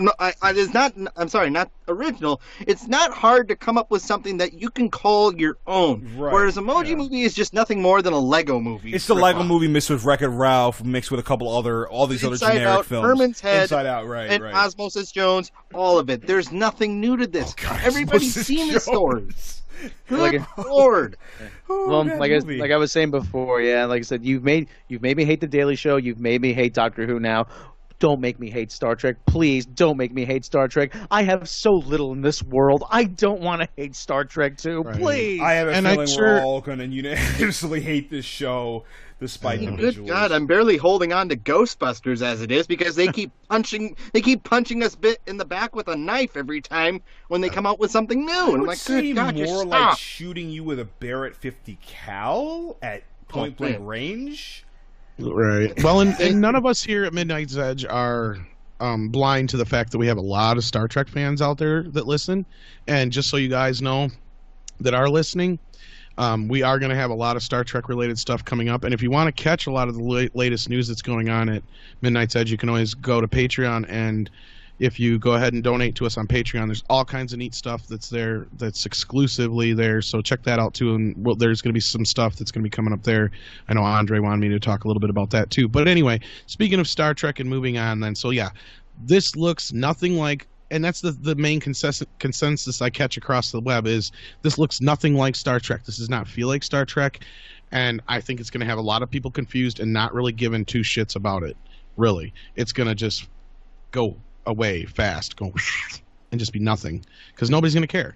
I mean, you're going to have a few people at first that are going to see it and they're going to tell their friends that it sucks, and the only people that are probably really going to watch it are going to be Trekkies. Well, one of the big problems, actually, I noticed on Twitter is that nobody knows where to watch it. No, I mean, nobody can see the trailer outside the U.S. on CBS All Access, I think they're and going they have to to go. bury this film. Sorry to interrupt you. I think they're going to bury this film. I mean, the It's not TV a show, show. yeah. Yeah, I think But they're it's gonna almost like bury a film. it. It's basically the way I think they filmed it too, was like one big movie almost. Yeah. And even though they were Yeah. going to release it week by week by week or whatever on CBS All Access and Netflix across the country, I think I'm not even sure now what's the deal with Netflix everywhere else. Are they getting it right away too, or they got to wait until it's all released and then they get all the episodes? No, they're getting it. They're getting it the same time we get it, from what I know. And actually, in Canada, it's going to be on Space and Channel Z, and it's going to be on. It's going to be on Crave TV Online, who has exclusive streaming rights in Canada. And that's another thing. I mean, it's a giant clusterfuck of who can see it where, instead of. It's going to get pirated badly. I mean, Yes, not it just is. not to just talk about let's talk about the pink elephant in the fucking room. This movie or show. Sorry, now Beyond's got me going. Yeah, because we're talking about The movies. show is going to be pirated so badly. I bet you it's going to be. That's going to hurt it. That's going to hurt it a lot too. That's going to really hurt it. But I think people are going to do it because they're in protest. Because you see it now where people are just going to upload on YouTube and rant about how horrible it is if it does turn out to be horrible. But nevertheless, I think we can use that to segue into our viewer question aftermath segment of the show.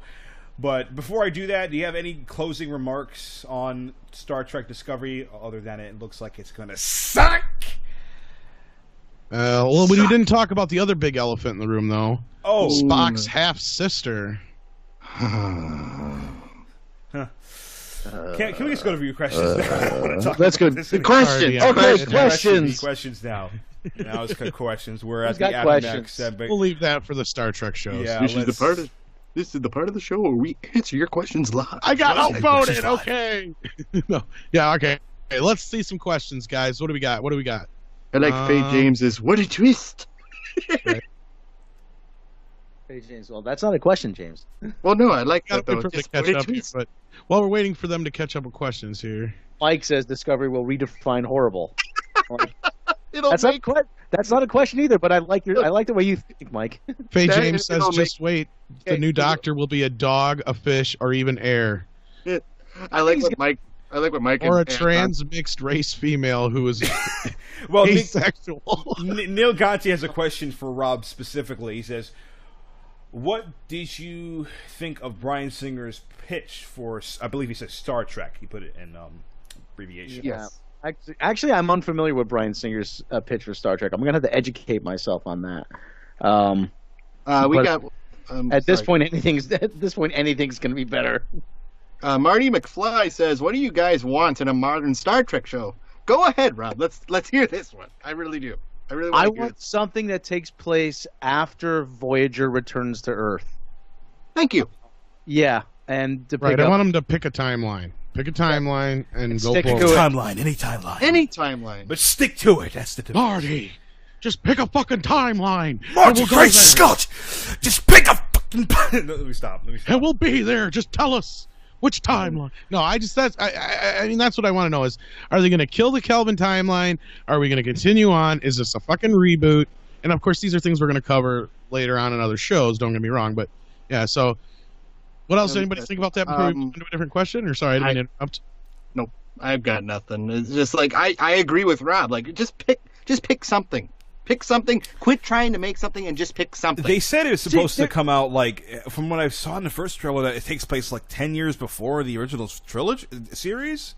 Yeah, that's 10 or that's 20, what they yeah. It's kind of claim. like the thing with Ghostbusters, where it's like it takes place in the same universe as. They said it's something so ambiguous where it's almost as if, oh, this is the next generation, like 30 years later, and then they're saying it's in a different universe, so it's all confusing. And it's the same thing here, where it's like, what do you want? What are you trying to do? We're doing bogus retconning, is what it feels like. Okay. It's like, Right. Speaking Okay, of bogus retconning. Oh, go ahead, Okay, Ron. actually, no. I've just read up quickly on Bryan Singer's pitch for Star Trek Federation. Set in the year 3000, humanity has become complacent. Many worlds left the Federation.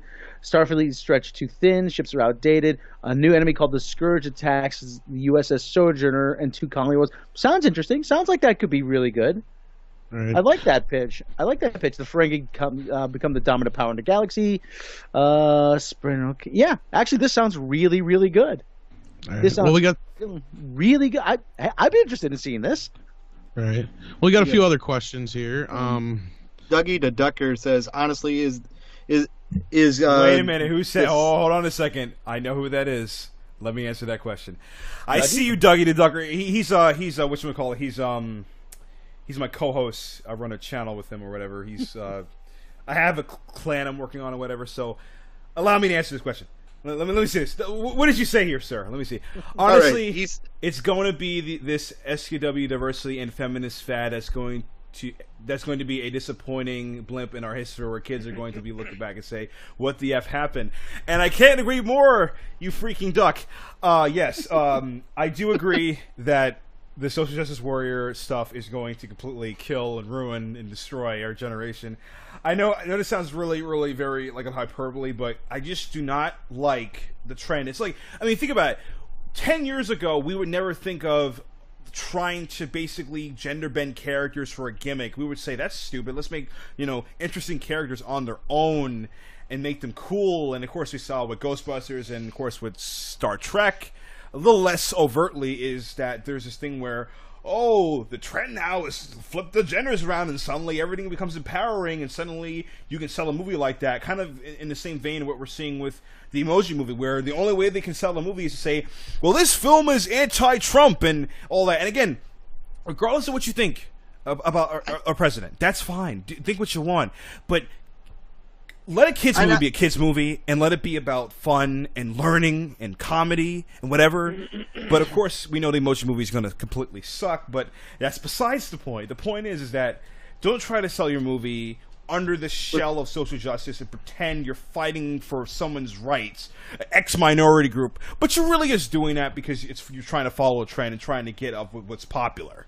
That's And politics is a divider. Politics has always been a divider. Why do you want to engage on that? And I don't care if T.J. Miller, to go on Emoji Movie again when he's promoting it, I don't care if he was joking about it either. You're bringing up political discussion into a movie that's not. It doesn't have anything to do with Remember that thing that's a little scare with Rogue One? Oh, it's secretly anti-Trump, and there's so much. And I saw that, I'm like, I don't see anything Trump-related in this. I can see a bunch of stormtroopers that are a little bit better at shooting, but that's about it. It sounded like Rob wanted to say something there, and then I got a few quick questions there. Just a quick thing. Carrie Dalton. Hi, Carrie. She wants to know our thoughts on Kingsman: The Golden Circle. Looks interesting. All right. Yeah. Looks fun.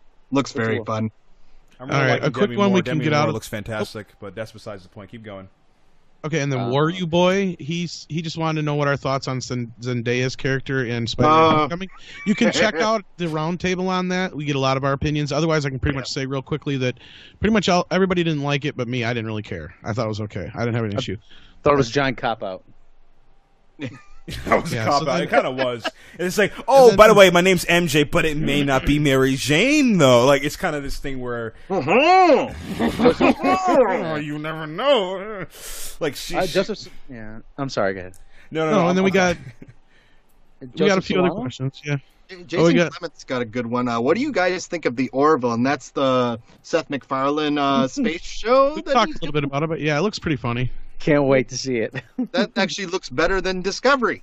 Yes, it does. Oh, we got a question Yes. from our girl, Amethyst, who asks, do you guys think voice acting is an unappreciated craft? Absolutely. As a person Yes. who's a huge fan of like animation and cartoons and all that stuff, yes, it is very true that voice acting does not get the recognition it deserves. We have the people like, the beautifully, awesomely talented Tara Strong. I always like to bring her up every time I can.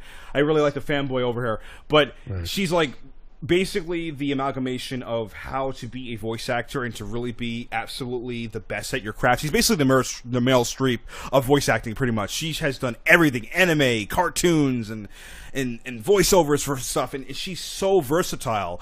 And D. Bradley Baker is as a male voice actor, which is another one who's like really, he's kind of like the Daniel Day-Lewis. I consider him Daniel Day-Lewis of voice acting, where he's able to literally do anything if you tell him to do it. Like, he's so committed to his craft. And yes, I know this is unrelated to film, but it is such an unrelated thing. It's the same thing with motion capture with Andy Serkis, where I feel like he deserves some Oscar accolades, where it's almost as if people don't really care about these specific fields because they think, oh, well, it's not traditional acting, so it doesn't 30 count. years It from is now, acting. they'll make an award called the Andy Serkis Award, and they'll give it. Better.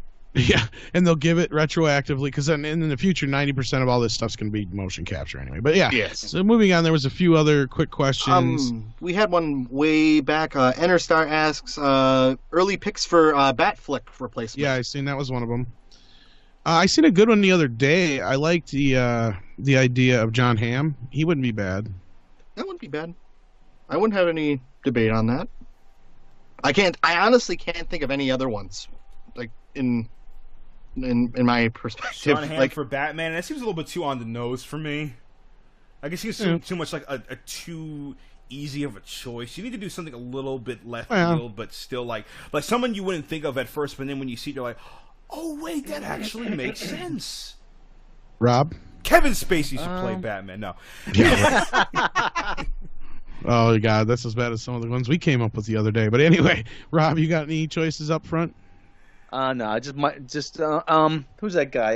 The guy from not the guy from Homeland, the redhead guy from God, who the hell was that? He was supposed to be. There was a rumor floating around. He was going to be 007 for a while, and it didn't turn out to be. It's not true. What the hell is his name? Well, in the meantime, yes, somebody. Jack Reacher pretty well, and just actually, Joseph Solano asked me who would I like to see direct. That was what I was going to segue to. Yep. Yeah, direct a 007 movie. I said either bring Martin Campbell back or an out of the box selection like Kenneth Branagh. Anybody? No. No, I'm sorry, I was distracted. I'm good with that. What did you say? Rob? Marty McFly. Yes, Mike. Damian Lewis. That's the guy. Yeah. Damian Lewis. Okay. Wait, did someone say? I think Amethyst said Stephen Lang should be old Batman. Do you guys agree with that? Yes, she did. Yes, she did. Yeah, that's I another could good see choice. it. I could see it. When they were going to make the Batman Beyond movie, Charlton Heston was supposed to be an old Bruce Wayne. Hey, Superman. I'm Batman. You did it! You finally did it! You took my suit! Damn you to hell! Arthur, why are you saying that name? Is that what we're doing right now, sir? Talking like Bane. You merely adopted the dog. I was born in it, molded by it. Where'd the name go here? Just flip past here. Darn it. Okay. Aji Lestrange asked earlier what we thought about if we had any faith in Venom. Well, we've got several podcasts already where we have zero zero faith in Venom right now. It's I don't going even to think suck. Sony knows what the fuck they're doing at this my god, point. no, they don't. No, Cannot absolutely wait not. for that podcast roundtable, by the way. I cannot wait. You know what the weird thing is? In a way, I cannot wait to see the Venom movie because I know Carl it's going Urban to was fail. another choice brought up for Batman, and I seen that was another good one too. But Oh anyway, go ahead. yeah, for sure. But no, I was just saying Venom. I actually can't wait to see this movie because I think it's going to be a fantastic four-level disaster. So I can't wait to see it and just laugh at Sony just fumbling like a bunch of idiots because they don't know what they're doing. And again, like to touch on this again, because a lot of people think that Midnight's Edge is filled with like Sony haters. It's not that we hate Sony. It's just like we have to throw our arms up in question of just like, what are you guys doing? It's like They're the Cleveland fucking Browns of the movie of the film studios. They're like, Yes. what? Why are you even trying? You know, it's like, no, just kidding. Like, No, these but they're draft picks. Yeah. We want good movies from this studio, and they continue to not deliver. Like they keep just giving us silver platters covering piles of crap every time. Well, And yeah, it's just like the clown don't even herself, try. Amy Pascal ruining everything, and then you have Tom Rothman coming in and making it even worse. But they're kind The of guy who leveled Fox, by the way, he said that a Deadpool movie would never work too, and look how that went. and then all of a This sudden, is when sucking Spider-Man Rothman. Homecoming comes out, he tries to take the credit as, "Oh, I really wanted this movie to succeed." And even though a couple years ago he probably would have said, "No, this is stupid. No, let's greenlight He's that an other movie that people don't want." Anti-franchise man. He's an anti-franchise man. He, is, never likes is, very much franchises. so. And he's very like, Right. let's change the character, make him look much different than he actually is. Let's sew his mouth together. That's how we're gonna do it. And Well, it's this like, goes with another question that Aji had above about the Emoji Movie, and to go along with, not to plug Matt's show again, but he pointed out directly in the show, what the fuck does this movie exist for other than just to make, they think it's going to make money. They forced a finance company into making this film to the point where they walked away from Sony. They're like, fuck this, we're out. Peace. You know. And this was also despite them for not funding Ghostbusters Answer the Call. Because they were initially pointing. Yes, 40 L-Star to was also the 45. company that pulled out of that one too. Yes, and that's because this company's like, wait a minute, they're realizing that that Sony has a bunch of shady deals going around. They had a big publicity issue after the email leak, the email hack leak, whatever you want to call it, you know, and Amy Pascal's like dangling by a thread, even though she's technically fired and no longer works for Sony. She still has her production company, which is in conjunction with Sony, and she has several productions. Until 2019 is, which is the rumor or the reported date or year anyway. Big But day for Sony too. Sony, and there is a podcast coming up where we're going to really delve into Sony a lot, so we won't want to get too much into it. But Aji's question had to do with whether or not that we think that Emoji's going to pull the SJW card. I'm not sure what Emoji could even pull out of anything. Well, I hear right now there's controversy right now because of the Handmaid's Tale tweet they did. So that's something. It's like it's so. Well, and then you have the relevant. Trump thing, so it's like they're almost like they're just trying to make some kind of they're like We're trying to fail. Well, not just that, they're trying to create controversy around this film Because just to give it controversy some again. kind of buzz. They think controversy sells, and that didn't work for Ghostbusters. What makes it think it's going to work here? This movie is going to fail. It's coming out in 4 days, guys. You know what? I might see if I can get a chance to see it. It's going to be kind of close because I have so much other stuff to do. Just don't ask me to see it. I'll but- have an aneurysm. I kind of want to see it just to laugh at its absurdity, to do a whole entire rant. And I can probably feature you in a video too, Matt, and on my channel where we can just completely go at it and just savagely roast this film because this is looking bad. This is I'm not even kidding. bad. When recording, like a little behind the scenes thing here, because I record these things on a whim usually after I see these trailers.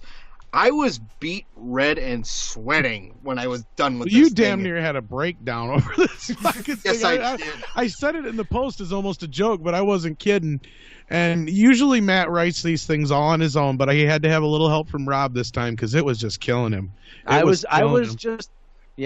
just the door. Matt had to walk through it. I mean, that was the thing. Well, I think I broke the hinges a couple times. Just like, good God, what is this movie? What are you doing? You turned out a Popeye movie for It's like, this. what's next? The Booger movie? Like, seriously, it's going to be a bunch of animated fucking boogers running around in somebody's nose. That's the kind of fucking stupidity and point that we're getting here with Sony. And I'm not trying to rant, because I've been trying not to, because it's bad for my health. But I got to do it, because this is just fucking ridiculous. This is not even a fucking movie. This is not a movie. It's a gimmick all around. No, it's an advertisement. Remember what I said at the end of Jumanji? Is that they only like to promote. They don't know how to write a story anymore. They just want to advertise. And that's it. Even though I love me some Hotel Transylvania, I really love those two films by Genny I fucking hated the first one. I'm sorry, I never even watched the second one. I can't stand. What? I did not like Tom, it. I'm I sorry. think we're gonna have ourselves a movie fights type of segment or something. Hate relationship with Adam Sandler for a very long time,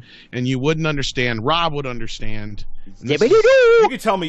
After we go off the air. It's just at one time Adam Sandler was like at the top of the top. You know, he was considered like one of this kid's gonna go somewhere, and he had hit after hit after hit after hit. And then he did a movie called Little Nicky, and everything Little Nicky completely to hell, to the point where when Wedding Singer come out, people were talking like, this is something. This is a different kind of comedy here. I mean, he did change comedy there for a little bit, and then he just totally fucking gave up. And I still love The Wedding Singer. Yeah. Yeah. I do too. Yeah. Very underrated movie. And just to point out, this is another thing with Sony, is they allowed Adam Sandler to just basically take over their fucking company and do whatever he wants. Get fat and lazy and take his friends on vacation, and that's it. That's all he did. You know he did that, because those last few movies before Pixels, where he's going out, he admitted it. He did it. Like, it's just like I just want to get next to Kate Upton and all these swimsuit on vacation because you can't afford it otherwise. I'm going to sit next to Kate Upton under the pool. You just know he was talking like that in the executive roundtable. He's on vacation.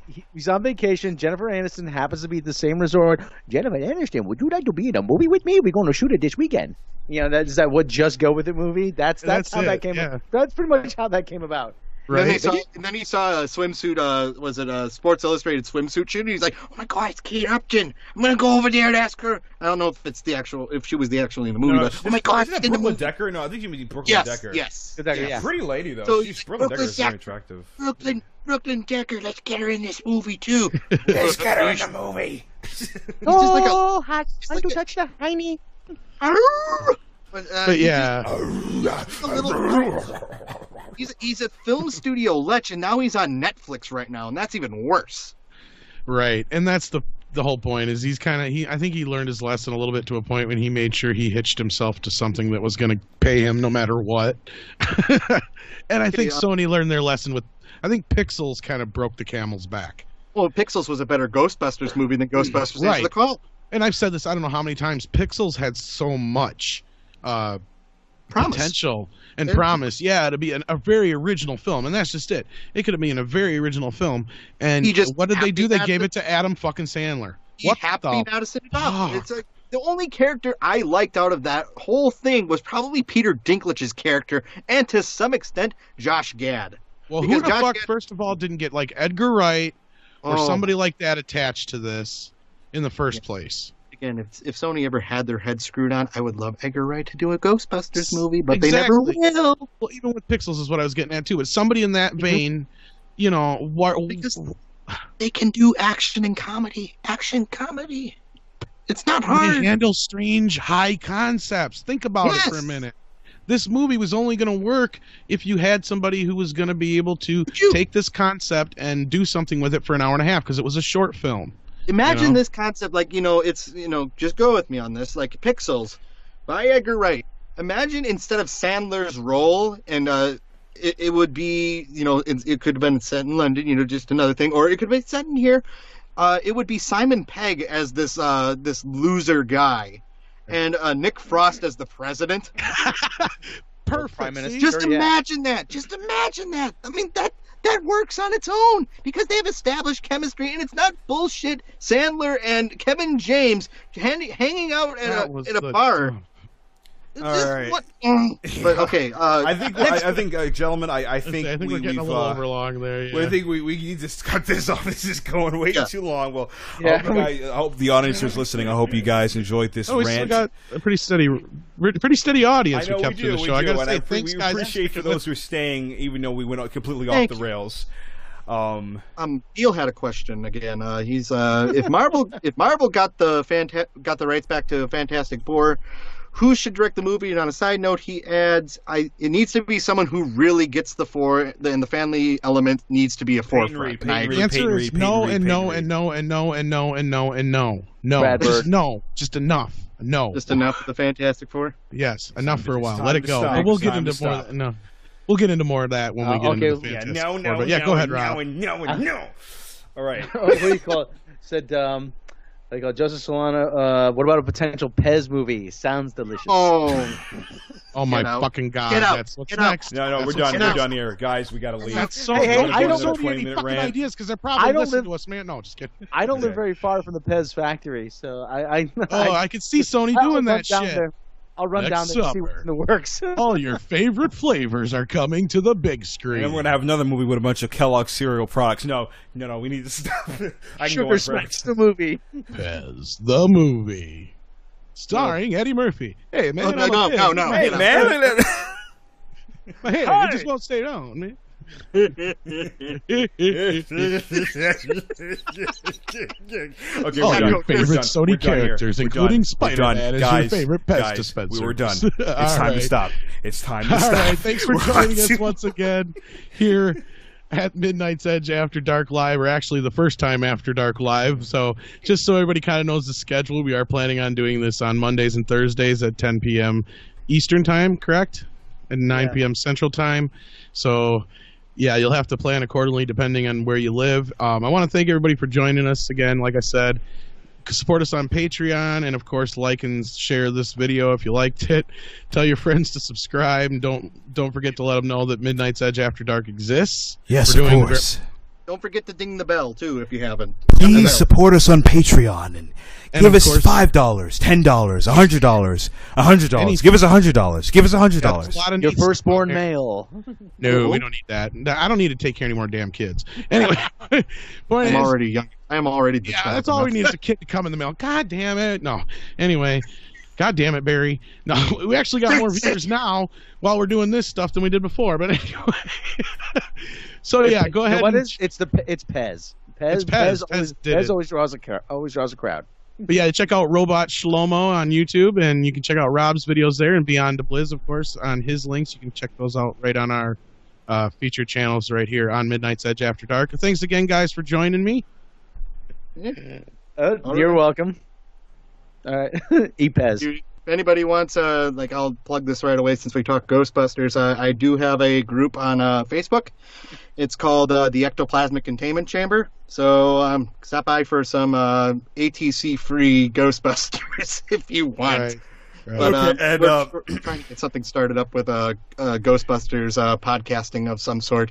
Yep, we're So working go- on that. So we'll get to that in a later date, and we'll explain what that's all about. And that might be something that we'll get into later, obviously, like I said. And thanks again for joining us here at Midnight's Edge After Dark. Right, and of course, I just wanted to interject real quick and plug a few things, just really quick. I know I have my channel there too, and if you guys are into cosplaying and stuff like that, I got a big bunch of videos coming out for that as well too. That's another thing I do professionally, so look out for that soon. It should be coming in the next week or so. I've just been so slammed having to do a bunch of other stuff. So, yeah, just follow me at Beyond the Blizz. And, of course, I know Rob also has his channel, too, Robot Somo, as you know. And, of course, also our other guest here, the good old, I want to make sure I get your name correct, good old Matt, because I just wanted to say Rob in my head. Matt Weiss. For some reason, anyway. So, we thank everyone for joining the podcast. Of course, my co-host today, or from now on, of course, Tom Connors. So, Yep. catch you guys soon on the next podcast here Thursday on Midnight's Edge After Dark Live. Tune in next time, and we'll discuss more spin-free analysis of Hollywood and blah blah blah and blah. And all non-Pez related news. Oh no! Oh, You never know. Tic Tac's the movie, everyone. Tic Tac's. Okay, and we're done. As a director, he's a great director. I'm looking forward to seeing Dunkirk. I'm just saying he's gotten to that point now where all people have to say is, like I said in the last podcast, just like Scorsese was back in the day and stuff like that. All you got to say is it's a Christopher Nolan movie and people are there. And they proved that this weekend, I think, with a 50 million. Nobody expected it to do 50, I don't think. Yeah, I think, again, it has to do with his name. Even though I would predict that it would have actually made maybe close to 80 million, possibly 90 million if it opened in a holiday, fall date. It doesn't negate the fact that you're pointing out, Tom, that this is a smash hit for a film like this. Very, kind of especially this time film. of the year. Yeah, in this time of year during the summertime where people aren't really looking to see that. Now, one thing I will point out, did we discuss the girls' trip? Did we mention that yet? I know that came in number 2. I was about to say that, yeah. Actually. Right. It's interesting because, this is going to sound a little controversial, but let's be real here. I'll put it this way. Girls' trip pretty much is what girls' night is for another demographic of I'm black. Well, it did better, but it's like, okay, I look at it this way. This is going to show Hollywood, and I hope they're listening and they get the actual right message this time. Right. If you do good quality, I don't know all the quality of it is, but if you do at least original material directed at women, they will come out to see the film if it looks interesting. This movie proved that. Bad Moms proved that. And I got to admit, Bad Moms was one of the funnier movies of this last year. So, or I think it was this last year it came out, right? Last year? Somewhere around last year. I think last November or so. Yes. Right. And then they got the sequel already ready for this Christmas. But regardless, this just goes to show that if you do something that women will be interested in and make a good product, I'm assuming it's good considering, obviously women talk and they tell their friends just like everybody else does. This is a good movie, go see it. And the numbers show. Okay. I'll check real quick, double. Let me check. $31 million for a female-driven comedy is a massive hit. It has about a 7% approval rating overall, like a 7%, but the audience rating gave it about a 4.4, like a 90%. So the audience rating is really high, but the critic rating is pretty. Well, that's nothing new. It's good. That's nothing. Yeah, that's not surprising. But that means this movie looks like it's probably one of. And I can't help but think movie theater chains were saying, we're looking at them like, we can't show this, we can't commit that many screens to it or runtime to it because Spider-Man is still going to be doing well. Well, Spider-Man is doing well, and that's a big misconception going around, guys. And I want to reiterate, because Andre wanted me to reiterate to you guys, sorry I can't talk tonight, that Spider-Man Homecoming is doing very, very good in comparison, considering it's a reboot after what happened before, the whole Sony fiasco. And the Amazing Spider-Man, just to interject, that whole thing really damaged Right, that's what he meant, yeah.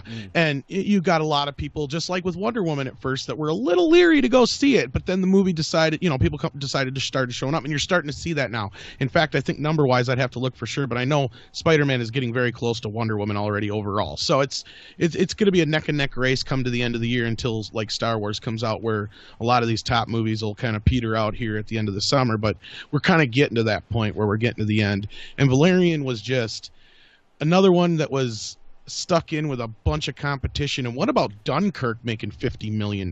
Who expected that? I expected it to do well, but go ahead. Yeah, no, here's the thing, Tom. Sorry to interrupt. I think Dunkirk specifically did very well considering the competition and the time it came out. That goes to show you that Christopher Nolan sooner or later is going to be in the conversation with the greats, like I would say even Spielberg, some people may even say, in terms of his consistency and the quality of his films, and the fact that he's able to, one of the only few directors now that can actually get butts in seats with the name alone.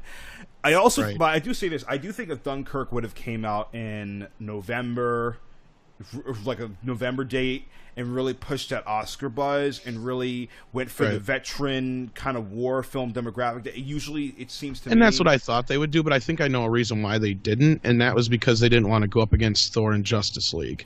That makes sense. And I pointed out right away that I think Warner Brothers has learned with, at least with Interstellar especially, and after Inception, that Christopher Nolan is that type of director where you just got to say, Christopher Nolan directed. Blah, blah, blah, and people will show up. It doesn't matter what the hell it is. Yeah. It could be a guy farting on screen for 20 minutes, and the critics would say that's brilliant, but still, it's just the point. I mean, I'm not trying to cut down Christopher Nolan at all. I love him. welcome, ladies and gentlemen, to Midnight's Edge After Dark Live. We are coming to you right now from various locations. With us, as always, is Mr. Tom Connors. How we doing tonight? And we're doing pretty good. With us again is Mr. Matt Weiss. Hey, y'all. Yep, Matt Weiss. If you haven't checked it out, check out his trailer breakdown of the Emoji Movie. It's fun stuff. And with us once again from Parts Unknown, Weight Unknown, the number one pick in the NFL Supplemental Draft, Mr. Beyond the Bliss. How you doing? Not too bad, gentlemen. I'm doing pretty good. Yeah, you're gonna be raking in that nice Canadian Football League money now. So, Yeah. Well, yeah. We can't all get that big Montreal Alouettes money. Jeez. So, all right, you guys. Busy weekend. We're going to be talking box office. We're going to be talking Comic-Con. We're going to be talking Ghostbusters. We're going to be talking Thor Ragnarok. We're going to be talking Star Trek. And so let's kick it off with the weekend box office wrap-up, shall we? What do you guys think? Sounds good. Absolutely. That's where a good place to start. We got a couple of viewers, so I think we're doing all right. And if we have time, maybe we'll take a couple questions. What do you think about that, guys? Yeah, sure. If we got time later at the Perfect. end of the show, we'll definitely do that. So to kick off the box office, what a surprise upset. Well, not a surprise so much to myself, but probably to a lot of people out there, especially some of our listeners, that Dunkirk did take the top spot. It's strange that a non-summer movie took the top spot, and Valerian, well, to no one's real surprise, tanked badly. So, guys, what's your thought on that? And I'm not sure. I think between me and Matt, I think we're the only two who've seen Valerian. Or did you get to go see it yet, Rob? I have not gotten the chance to see it yet. I have read some of the original comics that Andre sent me. All right. So I do have a point of reference, but I haven't seen the movie yet. Right. Well, we won't talk about it too much anyway. And I don't think Beyond, you got a chance to see it yet either, right? no, because everything happened with the whole accident and everything, and that's. And we're glad you're whole okay. different Yeah, drag, he was supposed to join us on that very first Midnight's Edge podcast, but and we had other plans and stuff like that going on. But he had been dealing with a fender bender, so luckily he's okay and everything's taken care of. Like, this could have had so much more promise, and it doesn't deliver it on any stretch of the imagination. And that's the other part. It's lacking so much imagination in a film based entirely on imagination. Yeah, I mean, here's the thing: the visuals. From what I see, of course I didn't see it, but the visuals are fantastic. They look like some of the best that I've ever seen, just from the trailers. However, they didn't really do a good job selling the movie. They just, and again, I didn't see it, but I'm just basing off the trailer. That they just said, "Oh, hey, there's a movie," and I said this last podcast too. There's just a movie about two people, Cara Delevingne and Dane DeHaan, need to do some stuff, and then they do some stuff, and stuff happens, and then more stuff happens. And it's pretty, but stuff happens. It's like there's no real sense of, okay, there's an actual underlying plot going on here, and there's some character dynamic, whatever. And people don't notice, and I'm going to plug film theory on this, because they pointed to me, not pointed to me directly, but they made a video that it became apparent to me that a lot of things from Star Wars that were taken from Valerian, a lot. It's interesting how this could have been a chance to say, oh, this is where that kind of weird zany, I believe it's French comic, this is where it all came from.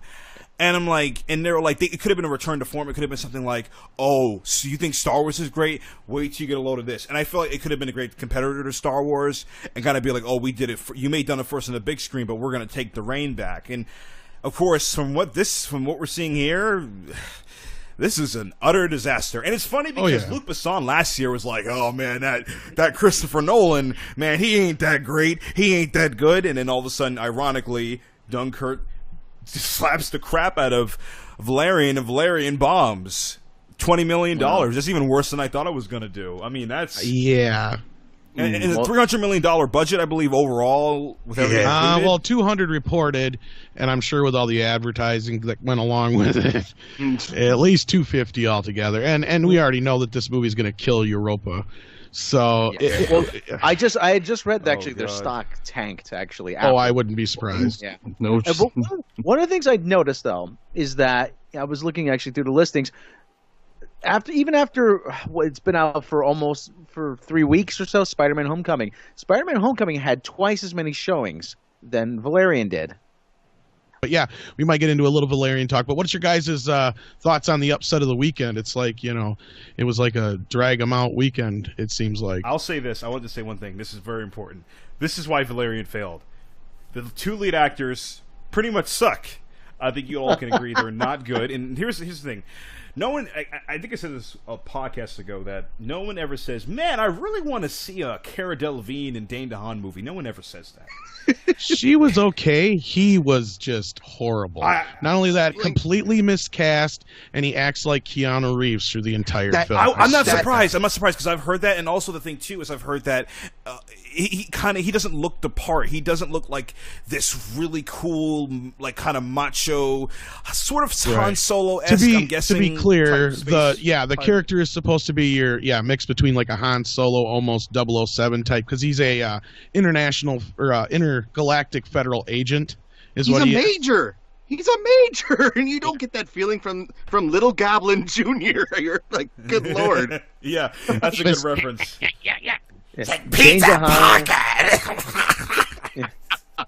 Dane DeHaan does not scream leading man to me. I'm sorry. No, he doesn't. Yeah, but without beating up too much on Valerian, but it just seems like it's all that kind of Twilight-ized sort of leading man thing, where you make him sort of this soft kind of, not soft, but this softened features, very kind of what's the word? You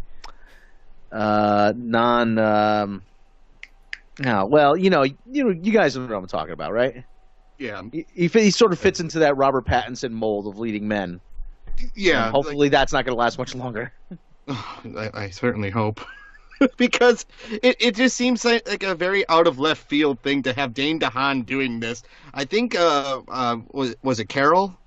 Or I'm getting the name. I think it's Cara Delevingne. Is how you Cara Delevingne. Cara, yeah. She's been getting a lot of hate towards this. On articles have been pulling up. I'm like, what's the hate here? I mean, I think Dane's just about as just worse than what Cara's doing here. So like, it's not to me, it's not such a terrible movie. It's just dull. It's just incredibly dull. It's just